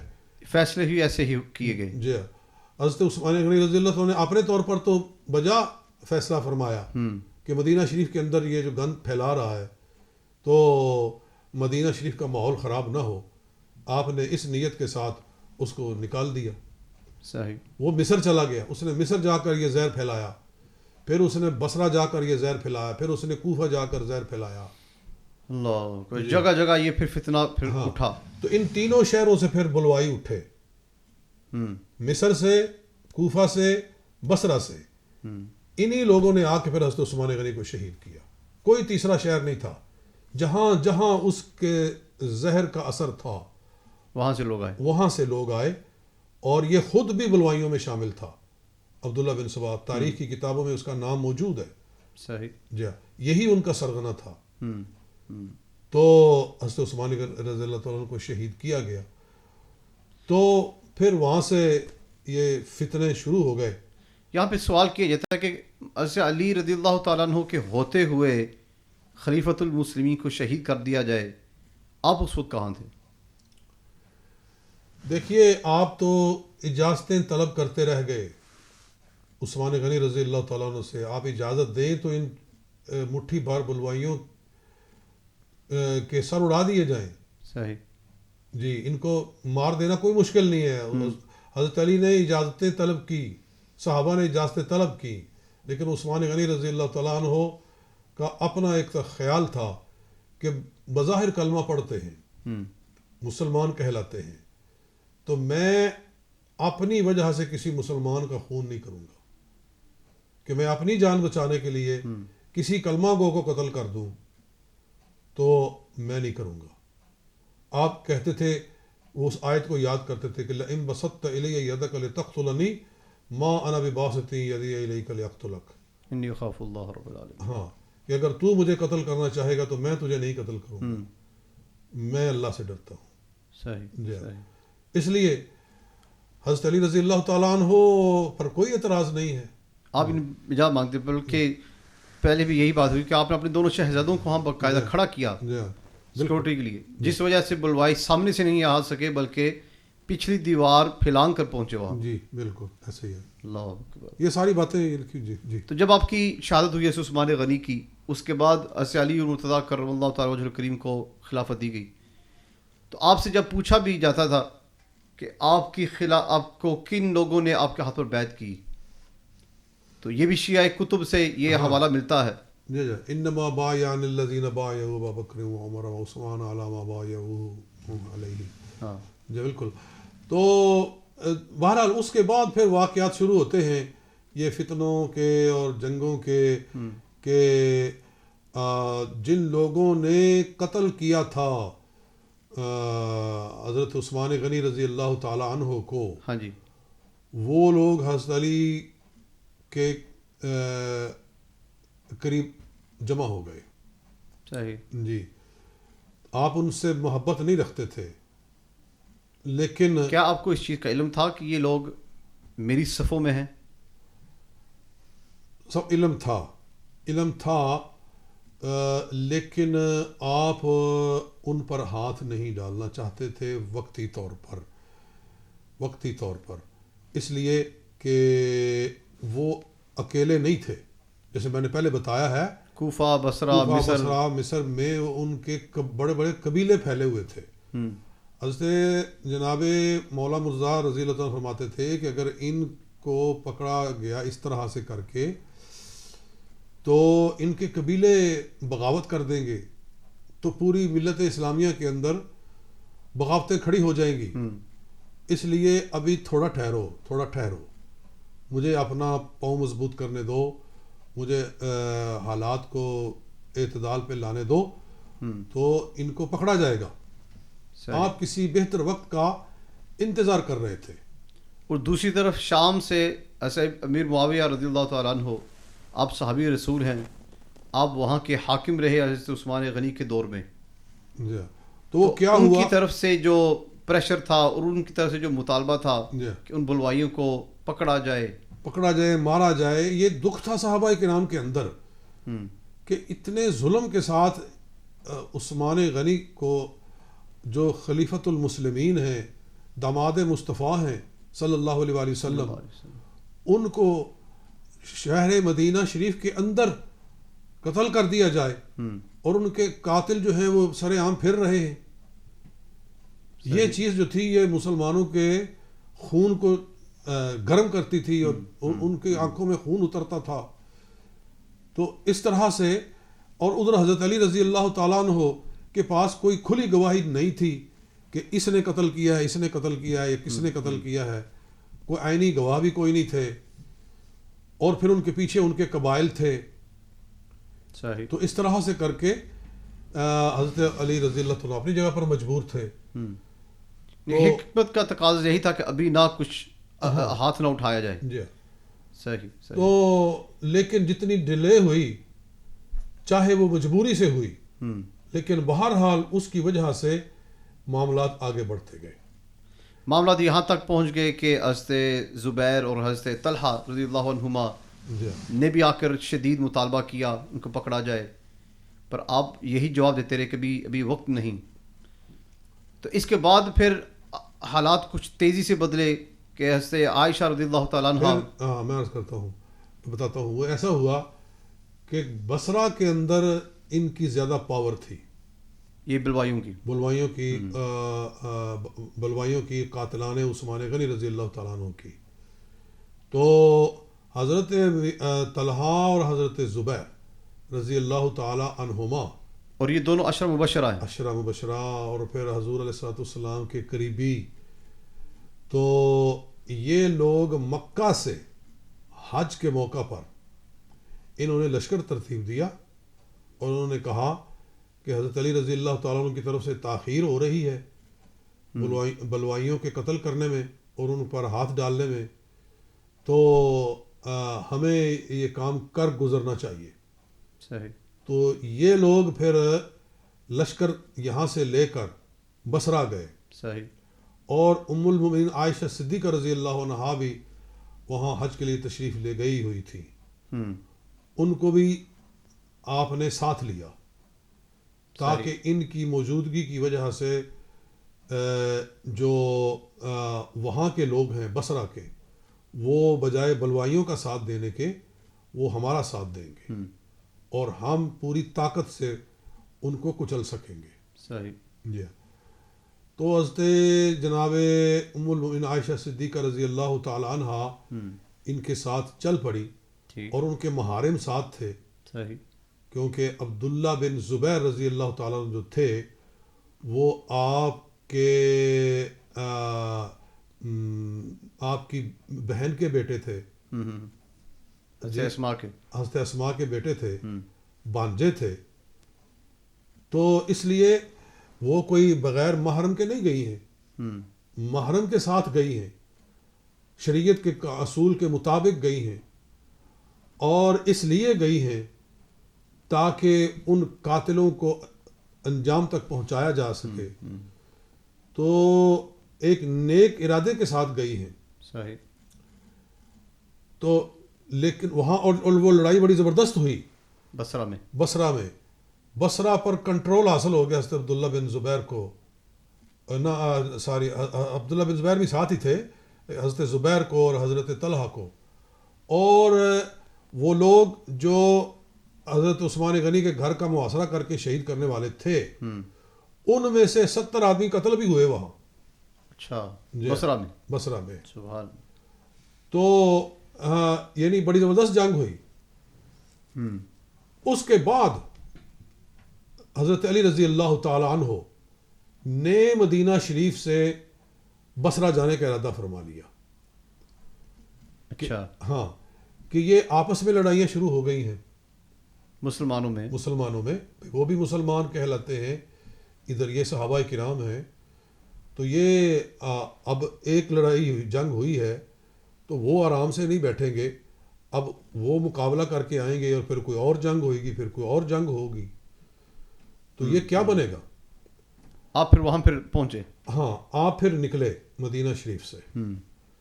کیا آپ کو جب نکلتے وقت صحابہ کرام جو مدینہ منورہ میں موجود یا دیگر اہل بیت اطہار ان کی کیا رائے تھی, کیا مشورہ تھا؟ یہی تھا کہ نہیں نکلنا چاہیے, صحیح, نہیں نکلنا چاہیے. تو دیکھیے مجھے یہ کہنے میں کوئی باک نہیں ہے, اجتہادی خطا ثواب ہے, اس پر ثواب عطا کیا جاتا ہے, کیونکہ حضور علیہ السلام کا ارشاد ہے کہ من اجتہد فاصاب فلہ اجران ومن اخطأ فلہ اجر. جس نے اجتہاد کیا اور بہتر صحیح درست فیصلہ کیا اس کو ڈبل ثواب ہے, اور جس نے غلطی بھی کی, خطا بھی کی, تو اس کے لیے ایک ثواب ہے. ایک ثواب ہے. جی, تو اجتہادی خطا کو آج کچھ لوگوں نے اپنی جہالت کی وجہ سے گالی سمجھ لیا ہے جی, اور ایک دوسرے کے اوپر جناب تانا زنی کر رہے ہیں. یہ عجیب بات ہے. قرآن مطالعہ کرو کہ انبیاء کرام کی اجتہادی خطاؤں کو اللہ تعالیٰ ارشاد فرماتا ہے, بیان فرماتا ہے. جی, آدم علیہ السلام سے سلسلہ شروع ہوتا ہے. صحیح. داؤد علیہ السلام اور ان کے بیٹے سلیمان علیہ السلام, ایک ہی مسئلے میں باپ ایک فیصلہ فرماتا ہے, سلیمان علیہ السلام دوسرا فیصلہ فرماتے ہیں. جی, تو دونوں اپوزٹ فیصلے ہیں, اور دونوں پیغمبر ہیں. جی, تو اب ہم کیا کہیں گے؟ اللہ خود فرماتا ہے فَفَحَّمْنَاهَا سُلَيْمَانَ, درست فیصلہ ہم نے سلیمان کو سکھایا تھا. صحیح. جی, تو یہ اجتہادی خطا ہے. پھر حضرت موسیٰ علیہ السلام اور حضرت ہارون علیہ السلام جی گتھم گتہ ہیں. قرآن فرماتا ہے لا تأخذ بلحیتی ولا برأسی. ٹھیک, تو ظاہر ہے کہ اجتہادی خطا ہے, اور اس پر ثواب بھی ہے. اس پر ثواب ہے. تو اگر حضرت علی رضی اللہ تعالیٰ عنہ مدینہ شریف سے نکلے ہیں, وہاں بصرہ گئے ہیں, تو مرکز نہیں چھوڑنا چاہیے تھا. صحیح. مرکز اسلام جو مدینہ شریف تھا, البدایہ والنہایہ کے اندر لکھا ہوا ہے, حضرت عبداللہ ابن عباس جو بھی خود بھی اہل بیت میں سے ہیں, انہوں نے عرض کیا کہ امیر المومنین, میں یہ دیکھتا ہوں کہ اگر آپ آج مدینہ شریف سے نکل گئے تو مرکز اسلام خلافت مسلمانوں کی قیامت تک واپس مدینہ میں نہیں آئے گی. تو واپس نہیں گئی پھر, بلکہ یہاں تک بھی ہے کہ حضرت امام حسن بھی روکتے رہے. امام حسن روکتے رہے. اور میں یہاں قول آگے اگر وقت ہو تو بتاؤں گا, حضرت علی المرضی شیر خدا رضی اللہ تعالیٰ عنہ نے جب دیکھا کہ اتنا خون بہا ہے جنگ جمل کے اندر, اور طلحہ زبیر جیسے جلیل القدر لوگ شہید ہوئے ہیں, تو آپ نے فرمایا اے کاش مجھے اس سے پہلے موت آ گئی ہوتی. حضرت علی نے خود فرمایا. تو حضرت امام حسن نے کہا علم انحق, میں نے آپ کو روکا نہیں تھا کہ آپ مدینہ شریف سے نہ نکلیں.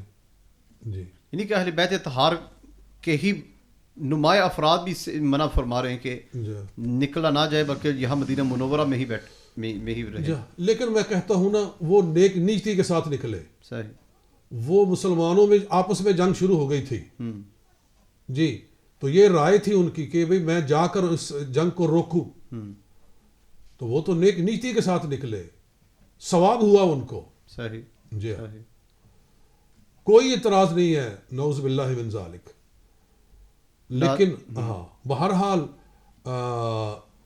میں نے پہلے عرض کیا ہے کہ اجتہادی خطا تو انبیاء کرام سے بھی ہوتی رہی ہے.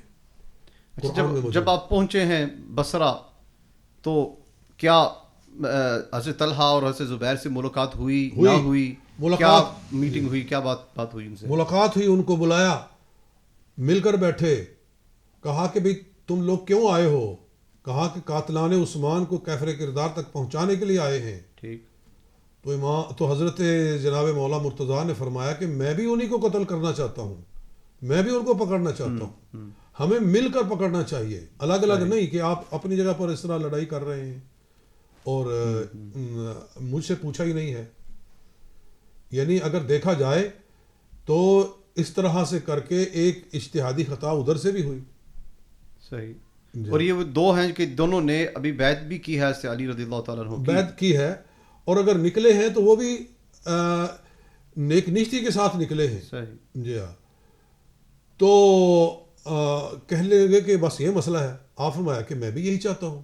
ٹھیک.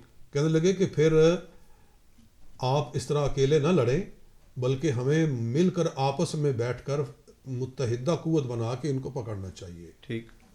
اب وہ خبیث بلوائی جو قاتلان عثمان تھے، حضرت عثمان غنی کا خون جن کے ہاتھوں پہ تھا، وہ بھی ہر وقت اس چیز پر کان رکھتے تھے کہ کیا ہو رہا ہے. ان کو پتہ چل گیا کہ انہوں نے آپس میں اتحاد کر لیا ہے، اور اتحاد کس پر کیا ہے کہ ہمیں پکڑنا ہے. اب ہماری خیر نہیں ہے. تو انہوں نے یہ آپس میں معاہدہ کر کے یہ لوگ جا کر سو گئے. حضرت علی رضی اللہ تعالیٰ عنہ جا کر سو گئے رات کے سناٹے کے اندر کہ اب صبح واپس جانا ہے. ٹھیک. سب واپس جائیں گے. تو صحابہ کرام واپسی کا ارادہ کر کے آپس میں ایک معاہدہ کر کے صلح کر کے سو گئے. ان بلوائیوں نے رات کے سناٹے میں حضرت طلحہ و زبیر کے لشکر پر حملہ کر کے بندے مار دیے. جی. انہوں نے کہا یہ کیا ہوا کہ حضرت علی رضی اللہ تعالیٰ عنہ ادھر ہم سے معاہدہ کر کے گئے ہیں اور بعد میں اپنا لشکر ہم پہ چڑھا دیا ہے کہ ہمیں قتل کیا جائے. اچھا. انہوں نے یہی سمجھا کہ یہ حضرت علی کے حکم سے ہوا ہوگا، کیونکہ امیر تو آپ ہی ہیں. جی جی. اور پھر انہوں نے حملہ کیا تو ادھر کے لوگوں نے بھی واپسی میں جواب دیا. لڑائی شروع ہو گئی. حضرت علی رضی اللہ تعالیٰ عنہ سوئے ہوئے تھے، اٹھے، کہنے لگے کیا ہو گیا، کیا ہو گیا ہے. کہنے لگے لڑائی شروع ہو گئی ہے. جی. وہ سمجھتے تھے کہ انہوں نے بدعہدی کر دی ہے. حضرت علی سمجھتے تھے کہ مجھ سے معاہدہ کر کے انہوں نے بدعہدی کی تو یہ ہم پر حملہ کر دیا ہے. جی. اس طرح یہ جنگ شروع ہوئی بصرہ سے باہر. جی. اور اس پھر جنگ کے اندر کافی لوگ شہید ہوئے. حضرت جناب ام المومنین رضی اللہ تعالیٰ عنہ اونٹ پر بیٹھ کر تشریف لائیں سمجھانے کے لیے کہ خدا کے لیے آپس میں نہ لڑو. جی. جنگ بند کرو، بیٹھ کر بات کرو. تو پھر وہ جو بلوائی تھے ان کو موقع مل گیا. انہوں نے کہا ہاں اب موقع آیا جنگ کے شعلے بھڑکانے کا. انہوں نے حضرت ام المومنین کے کچاوے پر تیر برسانے شروع کر دیے. اللہ اکبر. جی. کہ اگر ان کو شہید کر دیا جائے معاذ اللہ تو ایسی خون ریزی شروع ہوگی کہ ہماری طرف تو کوئی آنکھ اٹھا کر دیکھے گا ہی نہیں. یعنی ہماری طرف تو کسی کی نظر ہی نہیں جائے گی. تو جو سب کی ہٹ جائے گی. ہٹ جائے گی. آپس میں لوگ لڑتے ہی رہیں گے. اللہ اکبر. ایک ڈائریکٹ تیر چلایا گیا حضرت عائشہ پر، حضرت ام المومنین پر. جی. آپ کے کچاوے پر اور آپ کے اونٹ پر. تو آپ کو بچانے کے لیے پھر لوگوں نے جانیں لڑانا شروع کر دی. اللہ اکبر. جی. اللہ اکبر. تو روایات میں ہے کہ 10,000 بندہ اس اونٹ کے گرد شہید ہو گیا. جی. پھر حضرت علی رضی اللہ تعالیٰ نے فرمایا کہ اس اونٹ کے پاؤں کاٹو، یہ گرے گا. جب تک یہ کچاوا نظر آ رہا ہے تب تک یہ خون ریزی بند نہیں ہو سکتی. جی. تو اونٹ کے پاؤں کاٹے گئے اور آپ کا کچاوا نیچے گرا. جب نیچے گرا تو ایک بندے نے کچاوے کو یوں پکڑ لیا. تو حضرت ام المومنین نے فرمایا کون ہے جس نے رسول اللہ کے گھر والوں کی طرف ہاتھ بڑھایا ہے؟ تو انہوں نے جواب دیا ڈرے نہیں، میں آپ کا بھائی عبد الرحمن. اچھا اچھا اچھا. ہاں. وہ چونکہ حضرت علی کے لشکر میں تھے. اچھا. حضرت علی کے لشکر میں تھے. ہاں. کہا کہ میں آپ کا بھائی عبد الرحمن ہوں. جی. تو پھر آپ کو سکون ہو گیا. سبحان. اور اسی وجہ سے اس کو جنگ جمل نام دیا جاتا ہے. جنگ جمل. جی. اونٹ والی جنگ. اچھا. کیونکہ سب یہ حضرت عائشہ کے اونٹ کے گرد زیادہ قتال ہوا تھا. صحیح صحیح صحیح. اسی جنگ میں حضرت طلحہ بھی شہید ہوئے. حضرت طلحہ، حضرت زبیر، ان کو حضرت علی نے بلا کر بتایا کہ تمہیں وہ یاد ہے کہ حضور علیہ السلام نے فرمایا تھا کہ ایک وقت آئے گا کہ تم علی کے مقابلے میں آؤ گے اور علی حق پر ہوگا. وہ کہنے لگے بالکل یہ باتیں ہمیں یاد آ گئیں آپ کے یاد کرانے سے. ہمیں تو بالکل بہت پرانی باتیں ہیں، آج سے یعنی 30 سال پرانی باتیں ہیں. تو اس لیے نہیں یاد تھی. تو وہ جنگ چھوڑ کر بھاگے. نکل گئے وہاں سے. نکل گئے. پھر بعد میں انہی بلوائیوں ظالموں نے جو ہر قیمت پر مسلمانوں میں لڑائی کے شعلے بھڑکانا چاہتے تھے, صحیح, انہوں نے ہی پھر ان کو شہید کیا. اللہ. جی. تو یہ بڑے خون چکا واقعات ہیں. اصل زبیر کا تو یہاں تک بھی آتا ہے کہ آپ کسی گاؤں میں سے گزر رہے تھے تو نماز پڑھنی شروع کی تو نماز کی حالت میں بلوائی نے کسی نے تیر مارا اور ان کو شہید کر دیا. اللہ اکبر. اور ان کا سر کاٹا. اچھا, سر کاٹ کے وہ بدبخت حضرت علی رضی اللہ عنہ کے پاس لایا تو آپ نے فرمایا او خبیث تجھے جہنم کی بشارت ہو. اللہ اکبر. جی ہاں, کہ یہ وہ بندہ ہے کہ جو زندگی بھر حضور صلی اللہ علیہ وسلم کا دفاع کرتا تھا. ایک صحابی رسول عشرہ مبشرہ جی جس کا سر اٹھا کر حضرت علی کو دکھا رہے, جی اللہ کہ شاید کہ کوئی انعام ملے گا. ہاں ہاں, آہمائے تجھے جہنم کی بشارت ہو. اللہ اکبر. یہ جنگ جمل کے فوراً بعد جنگ صفین. اب یہ یکدم اس طرف روٹ, وہی بات کہ آپ واپس پہ مدینہ منورہ پھر نہیں آ سکے نا. پھر آپ کا خیال ہوا کہ میں شام والوں سے بات کروں. صحیح. اور ان سے کہوں کہ مسلمانوں کی دو حکومتیں نہیں ہونی چاہیے, کہ بھی ادھر آپ اپنا لے کر بیٹھے ہوئے ہیں, کیونکہ مسئلہ تھا عثمان غنی رضی اللہ عنہ کے خون کا. وہ بھی خون عثمان غنی کا ہی مطالبہ کرتے تھے. ٹھیک ہے. عثمان غنی رضی اللہ تعالیٰ عنہ کا خون آلود کرتا شام میں لے جایا گیا اور جامع مسجد دمشق کے دروازے پر لٹکا دیا گیا. اس کو دیکھ کر لوگ دھاڑے مار مار کر روتے تھے. اللہ اکبر. جی ہاں, اور کہتے تھے کہ ہم نے آرام سے نہیں بیٹھنا جب تک کہ خون عثمان کا بدلہ نہیں لینا. اور حضرت امیر معاویہ رضی اللہ تعالیٰ عنہ کا کوئی مطالبہ نہیں تھا سوائے اس کے کہ قاتلان عثمان کو پکڑو, وہ آپ کے لشکر میں ہیں. اور یہ ہمارے تمام مورخین اور ہمارے ائمہ دین محدثین سب بتاتے ہیں جی کہ وہ حضرت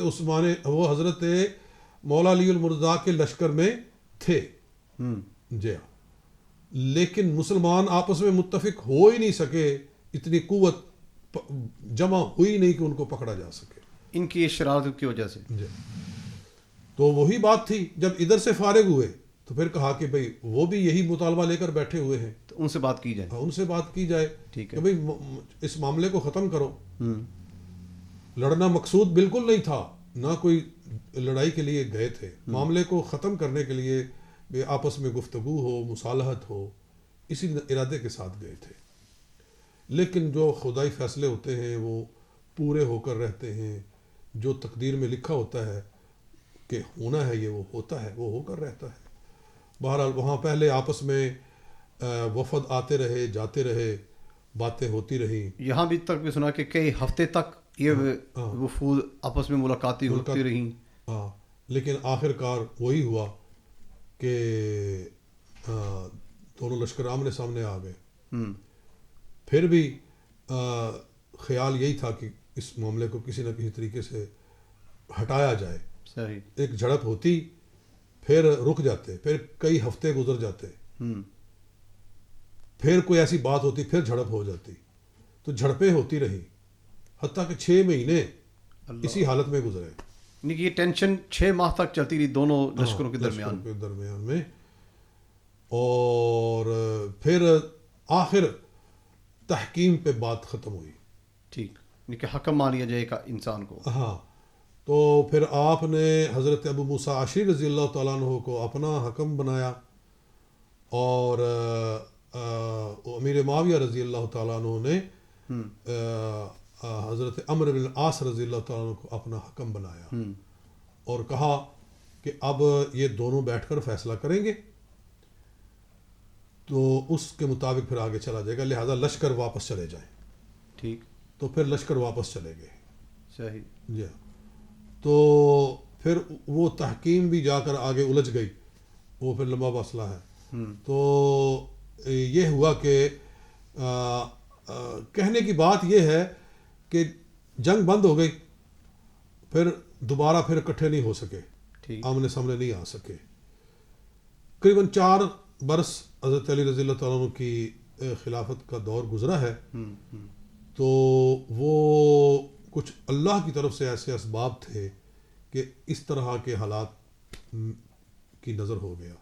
یہاں ایک بڑا چبھتا ہوا سوال لوگ کرتے ہیں حضرت عمار بن یاسر کے بارے میں ہاں کہ آقا علیہ الصلوۃ والسلام نے انہیں کہا تھا کہ تمہیں باغی گروہ قتل کرے گا.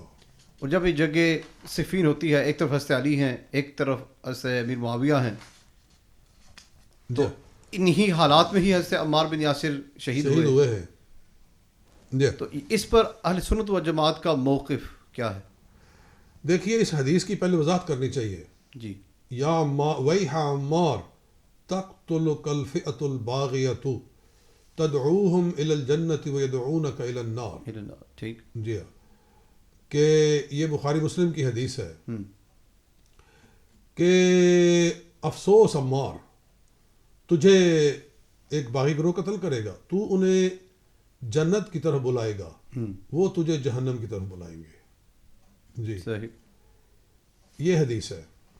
اس کو لوگ فٹ کرتے ہیں ناسمجھ لوگ یا شرارتی لوگ حضرت امیر معاویہ پر اور ان کے ساتھیوں پر. صحیح. اور ان کے ساتھی جو تھے ان کے اندر بھی بڑے بڑے صحابہ ہیں، جلیل القدر صحابہ ہیں. بلکہ ایک جگہ میں نے پڑھا ہے کہ قریباً 50 سے زیادہ صحابہ کرام، جلیل القدر صحابہ کرام حضرت امیر معاویہ رضی اللہ تعالیٰ عنہ کے ساتھ تھے. ٹھیک. جی یہ ٹھیک ہے کہ صحابہ کرام کی اکثریت، غالب اکثریت جناب علی المرتضیٰ رضی اللہ تعالیٰ عنہ کے ساتھ تھی، ان کے ساتھ بھی صحابہ موجود تھے، لیکن ان کے ساتھ بھی صحابہ کی ایک بڑی تعداد موجود تھی. ٹھیک. حضرت عمرو بن العاص رضی اللہ تعالیٰ عنہ، حضرت عبداللہ بن عمرو بن العاص رضی اللہ تعالیٰ عنہ، اور اسی طرح حضرت مغیرہ بن شعبہ رضی اللہ تعالیٰ عنہ، اور بھی صحابہ کرام ہیں. صحیح. جی تو کیا صحابہ کرام پر یہ الفاظ فٹ آ سکتے ہیں نعوذ باللہ کہ تدعوہم الی الجنت ویدعونک الی النار، کہ تو ان کو جنت کی طرف بلائے گا اور وہ تجھے جہنم کی طرف بلائیں گے. جی اللہ تو فرما رہا ہے کلا وعد اللہ الحسنى، سبحان. ہم نے تمام صحابہ کرام سے جنت کا وعدہ کیا ہوا ہے، وعدہ کر لیا ہے. رضی اللہ عنہم ورضوا عنہ. ٹھیک. جی لہٰذا سوچنا چاہیے کہ وہ باغی گروہ کون ہے انہوں نے حضرت عمار بن یاسر کو قتل کیا، یا یہ حدیث کن کے اوپر فٹ آتی ہے. جی تو بڑا خوبصورت اس کا جواب دیا ہے العواصم من القواسم کی شرح میں امام محب الدین الخطیب نے. وہ فرماتے ہیں، ساری عربی عبارت ہے، اس کا خلاصہ یہ ہے، یہ العواصم من القواسم کی شرح ہے، صفحہ نمبر 170. وہ کہتے ہیں کہ یہ جو بلوائی تھے، انہوں نے عثمان غنی کو رضی اللہ تعالیٰ عنہ کو شہید کیا، اور وہاں سے فتنہ شروع ہوا. یہ بلوائی ہی حضرت عثمان غنی کے قاتل ہوئے، اور پھر انہی ظالموں نے حضرت طلحہ زبیر کو بھی شہید کیا. ٹھیک. تو جتنا خون بہا جمل میں، جنگ جمل میں، وہ سارا انہی کے سر پر آتا ہے. ٹھیک. کیونکہ وہ ہے نا من سن فی الاسلام سنتاً سیئۃً فعلیہ وزرھا وزر من عمل بہا. جی جی جی کہ جو بندہ فتنہ پیدا کرتا ہے، پھر فتنہ جتنا بھی پھیلے گا اس کا ذمہ دار وہی ہوگا نا. ٹھیک. حضور علیہ الصلوۃ والسلام کا ارشاد ہے کہ دنیا میں جہاں بھی قتل ہوتا ہے تو اس کا بوجھ قابیل پر ضرور جاتا ہے. صحیح. کیونکہ اسی نے قتل کی بنیاد رکھی. صحیح. تو فتنے کی بنیاد چونکہ اس گروہ نے رکھی تھی، یہ تھا فئۃ الباغیہ، الفئۃ الباغیہ، جس نے سب سے پہلے بغاوت کی حضرت عثمان غنی رضی اللہ تعالیٰ عنہ سے. انہوں نے فتنہ شروع کیا. لہٰذا حضرت عمار ہوں یا جنگ جمل میں شہید ہونے والے یا جنگ صفین میں شہید ہونے والے صحابہ میں سے یا غیر صحابہ میں سے جو بھی ہو، ان کا قاتل یہی گروہ ہے. یہ مطلب ہے اس حدیث کا. صحیح. صحیح. ہاں کہ یہی سبب ہیں پورے فتنے کے، اور یہی ہر قتل کے ذمہ دار ہیں. ٹھیک. جی اور یہ خوبصورت بات ہے، اور ان کے اوپر یہ حدیث فٹ آتی ہے. کہ یہ جہنم کی طرف بلاتے تھے، کیونکہ ان کا تو یہی مطمع نظر تھا کہ مسلمانوں کو آپس میں خوب لڑایا جائے اور جنگ کے شعلے کبھی بھی فرو نہ ہونے پائے. یہ ہے اس حدیث کا مطلب. جی تو حضرت عمار بن یاسر رضی اللہ تعالیٰ عنہ کے بارے میں یہ بھی ہے، روایات موجود ہیں کہ خود انہی بلوائیوں خبیثوں نے ان کو شہید کیا اور اٹھا کر ان کی لاش کو حضرت علی رضی اللہ تعالیٰ عنہ کے لشکر کے سامنے پھینک دیا اور شور مچا دیا کہ دیکھو عمار کو قتل کر دیا، لوگوں نے عمار کو قتل کر دیا، تاکہ مزید لڑائی پھیلے. اور ان سے کیا غیر متوقع ہے، جو حضرت عثمان غنی کو قتل کر سکتے ہیں، طلحہ و زبیر جیسے عشرہ مبشرہ صحابہ اکرام رضوان اللہ علیہم اجمعین کو قتل کر سکتے ہیں، وہ عمار بن یاسر کو قتل کرنا ان کے لیے کیا مشکل تھا. یہاں پھر اگلا یہ بھی سوال کیا جاتا ہے کہ حضرت علی رضی اللہ تعالیٰ عنہ کے دور میں فتوحات بند ہو گئیں، آپس میں بس لڑائیاں رہیں، تو یہ کہنا کیسا ہے؟ بالکل نہیں کہنا چاہیے. کچھ فتوحات ہوئی بھی ہے، کچھ ایسا بھی روایات ہیں، کیونکہ حضرت علی رضی اللہ تعالیٰ عنہ کے زیر کمان جتنا علاقہ تھا جی وہ کوئی تھوڑا تو نہیں تھا. یعنی مکہ شریف، مدینہ شریف، پورا حجاز، اور پھر اس کے بعد عراق، اور پھر اس کے بعد ایران اور یمن، اس سب پہ حضرت مولا مرتضیٰ کی حکومت چل رہی تھی. اور کئی علاقوں میں کفار جب مسلمانوں پر اٹیک کرتے تھے تو ان علاقوں کے جو امیر تھے وہ آگے سے جواب دیتے تھے، اور لڑائیاں کسی نہ کسی حد تک ہوئیں، اسلامی جنگیں اور فتوحات بھی ہوئی ہیں آپ کے بھی زمانہ پاک میں. جی لیکن مین جو آپ خود جن حالات سے دوچار تھے ان کی وجہ سے آپ کسی جنگ کے اندر خود آپ براہ راست آپ کا کوئی وہ شرکت نہیں ہو سکی ہے. صحیح. تو اس لیے یہ نہیں کہنا چاہیے کہ حالات نے کچھ ایسے رخ اختیار کیے. جنگ صفین میں خوبصورت بات ہے، حضرت علی رضی اللہ عنہ سے ایک بندے نے یہی کہا تھا کہ پہلے خلفاء کے زمانے میں بڑی فتوحات ہوتی تھیں، جی آپ کے زمانے میں کوئی فتح نہیں ہوئی ہے.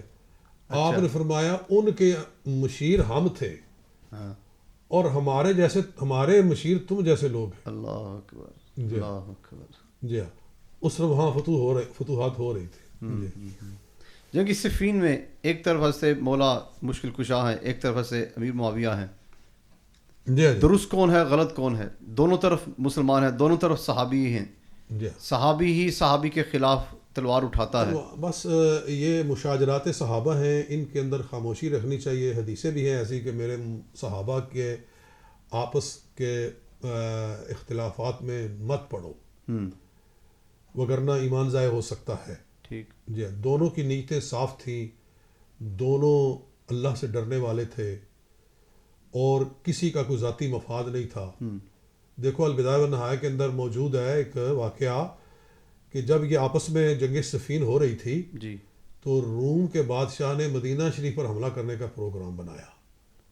اچھا موقع دیکھ کے کہ امیر المومنین وہاں ہے نہیں، مرکز خالی ہے، جی تو میں مرکز پہ حملہ کرتا ہوں مدینہ شریف پہ. تو چونکہ شام قریب تھا رومیوں کے، آپ کو خبر پہنچ گئی کسی طریقے سے کہ رومی بادشاہ مدینہ شریف پر حملہ کرنا چاہتا ہے. تو آپ نے اسی وقت ایک خط لکھا، اس کے الفاظ تھے یا لعین الروم. جی ہاں، اور روم کے لعنتی انسان. صحیح. کوئی سفارتی آداب یا کوئی ہوتا ہے کہ ایک بادشاہ کی طرف سے دوسرے بادشاہ کی طرف بات گئی ہے، تو آج کل تو بڑا پولائٹلی اور بڑی جناب لین ہو کر باتیں کرتے ہیں. نہیں، آپ نے فرمایا اور روم کے لعین، اگر تو نے مدینہ شریف پر حملہ کرنے کا ارادہ بنایا تو مت سمجھ کہ ہم آپس میں لڑ رہے ہیں، میں اسی وقت جنگ ختم کر کے اپنے بھائی علی کے ہاتھ پر بیعت کروں گا جا کے. اور ہم تیرے گلے میں آ کر پٹا ڈالیں گے اور تیرے پیروں کے نیچے سے روم بھی چھین لیں گے. تو اتنا زبردست خط تھا کہ اس نے پورے لشکر کا کام کیا. اللہ جی اور بالکل پانی کی طرح ٹھنڈا ہو گیا. سبحان جی سبحان. تو اس سے ان کی للہیت کا پتہ چلتا ہے کہ وہ جو کوئی لڑ بھی رہے تھے تو وہ کسی اعلیٰ مقصد کے لیے لڑ رہے تھے. سبحان. عثمان غنی رضی اللہ عنہ کے خون کا رائے گاں جانا یہ ان کو پسند نہیں تھا، اس لیے وگرنہ وہ مسلمانوں کے حق میں مخلص ترین لوگوں میں سے تھے. سبحان. اس کی اور ایک دلیل تو یوں بھی بنتی ہے حضرت علی نے خود پھر ان لوگوں کے جنازے بھی پڑھے ہیں. دعائیں فرماتے تھے ان کے لیے رحم کی. میں آپ کو بتاتا ہوں کہ جنگ صفین پر کیسا حضرت علی فرماتے تھے لو علمت ان الامر یکون ہاکذا ما خرجت. اللہ اگر معاملہ مجھے پتہ ہوتا کہ یہاں تک پہنچنا ہے. 25,000 بندہ حضرت علی کا فوت ہوا، قتل ہوا. جی سب میں سمجھتا ہوں سب شہید، ادھر سے ان کی بھی نیک نہیں تھی، سب شہید. 25,000 ادھر سے 50,000 ٹوٹل جنگ صفین میں لوگ مسلمان مارے گئے. اللہ. جی تو کہنے لگے کہ اگر مجھے پتہ ہوتا کہ ایسا ہونا ہے ما خرج تو میں کبھی مدینہ سے باہر نہ نکلتا. اذهب یا ابا موسیٰ، ابو موسیٰ جاؤ، فحکم جا کر فیصلہ کرو تحکیم کے اندر.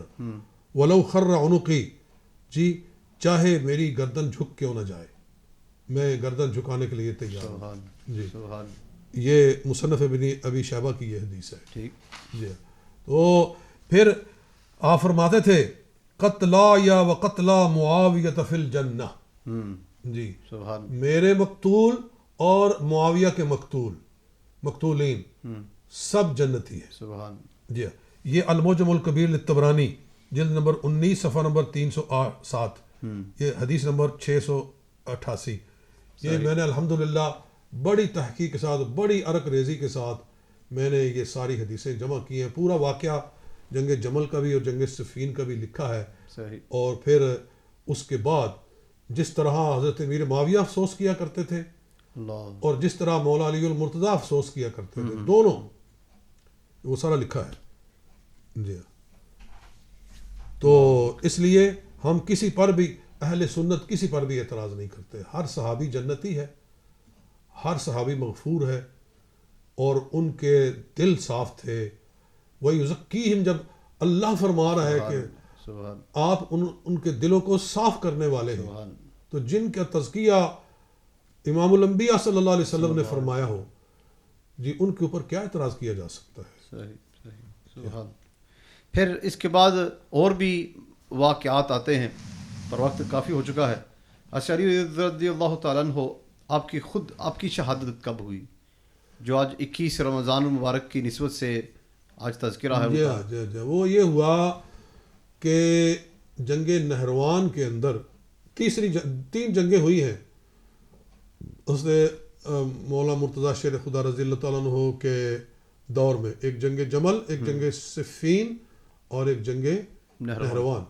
جنگ نہروان یہ اس طرح ہوئی تھی کہ جب تحکیم کے لیے اکٹھے ہوئے کہ آپس میں بیٹھ کر فیصلہ کریں، اور ایک حکم ادھر سے ہو، ایک حکم ادھر سے ہو، حکمین مقرر کیے جائیں.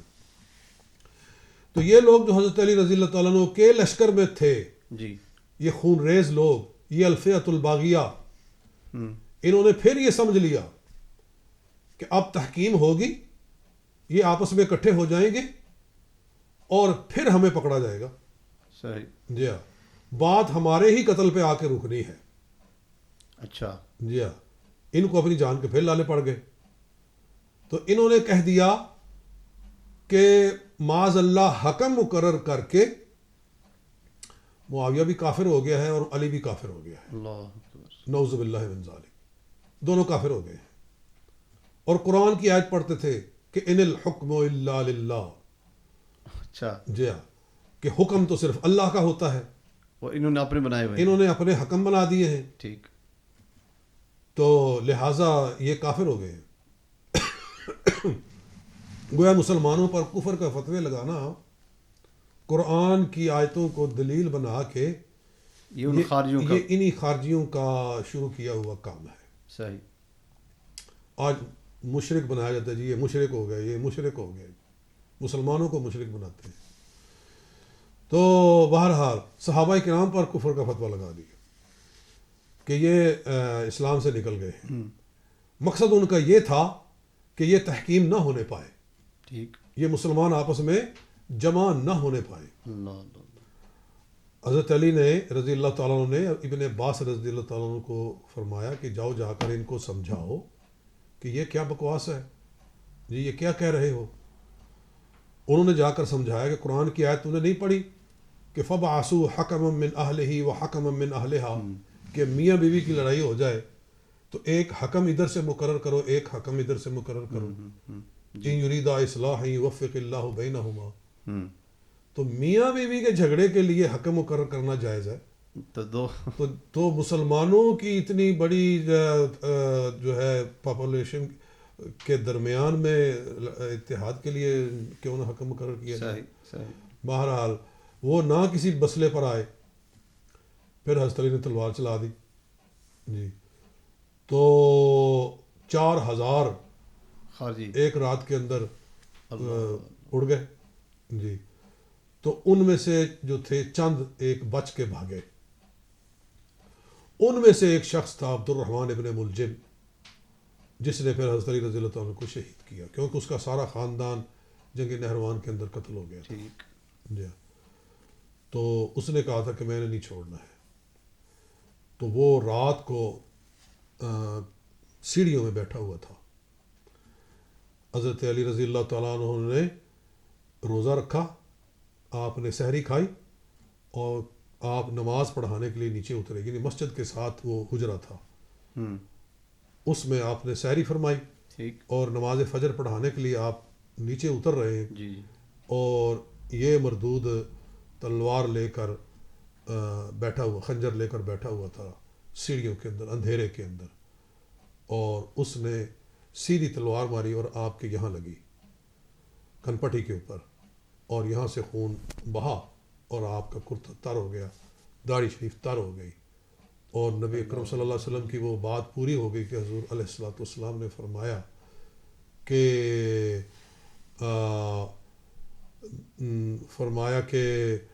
تجھے موت نہیں آئے گی جب تک تجھے تلوار نہیں ماری جائے گی اور تیری داڑھی خون سے تر نہیں ہوگی.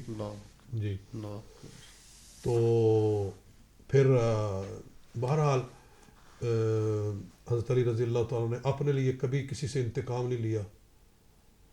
آپ نے پھر آپ نے اس سے کچھ نہیں کہا، لیکن روایات میں ہے کہ آپ کی شہادت کے بعد پھر اس کو قتل کیا گیا تھا.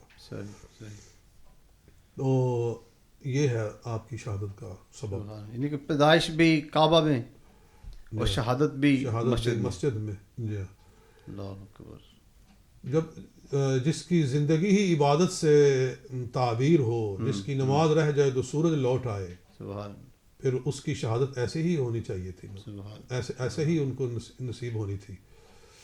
تو جی آج تک شیعہ لوگ اپنے بچوں کا نام عبد الرحمن نہیں رکھتے، جی کیونکہ ان کو اس لفظ سے چڑ ہو گئی ہے، کیونکہ اس بندے کا نام عبد الرحمن تھا جس نے شہید کیا تھا حضرت علی رضی اللہ تعالیٰ عنہ کو. تو میں شیعہ لوگوں سے کہتا ہوں، اس کا مطلب ہوا نا کہ جس سے نفرت ہو جائے پھر بندہ اس کا نام نہیں رکھتا. صحیح. حالانکہ عبد الرحمن سب سے افضل نام ہے. سبحان. حدیث بھی ہے جی کہ خیر الاسماء عبداللہ و عبد الرحمن، سبحان. سب سے افضل نام عبداللہ اور عبد الرحمن ہے. صحیح. وہ تم نے چھوڑ دی ہیں اس وجہ سے. تو اگر حضرت علی شیر خدا رضی اللہ تعالیٰ عنہ کے دل میں خلفاء سے اختلاف ہوتا تو اپنے بچوں کے نام ابو بکر و عمر اور عثمان کیوں رکھتے؟ سبحان. جی ان کے نام موجود ہیں، ابو بکر ہے، عمر ہے، عثمان ہے. سبحان. جی یہ حضرت علی کے بیٹوں کے نام، حضرت علی کے بیٹوں کے نام.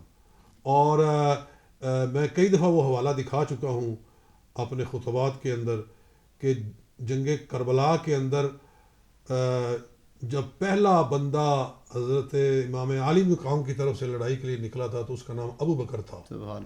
اور دوسرا نکلا تو اس کا نام عمر تھا سبحان اور تیسرا نکلا تو اس کا نام عثمان تھا. سبحان یہ ملا باقر مجلسی نے چہاردہ معصوم کے اندر تفصیل سے لکھا ہے. سبحان جی یعنی کہ یہ وہ محبتیں ہیں صحابہ کرام اور اہل بیت اطہار کے درمیان. جی جی اللہ تعالیٰ ہمیں ان کی سیرت پر عمل کی توفیق نصیب فرمائے. آمین آمین. اور یہ چھوٹا سا سلسلہ جس میں ہم نے حضرت علی رضی اللہ تعالیٰ عنہ کی شان میں کچھ کہنے کی کوشش کی ہے، اللہ تعالیٰ اسے قبول و منظور فرمائے. آمین آمین. السلام علیکم ورحمۃ اللہ وبرکاتہ.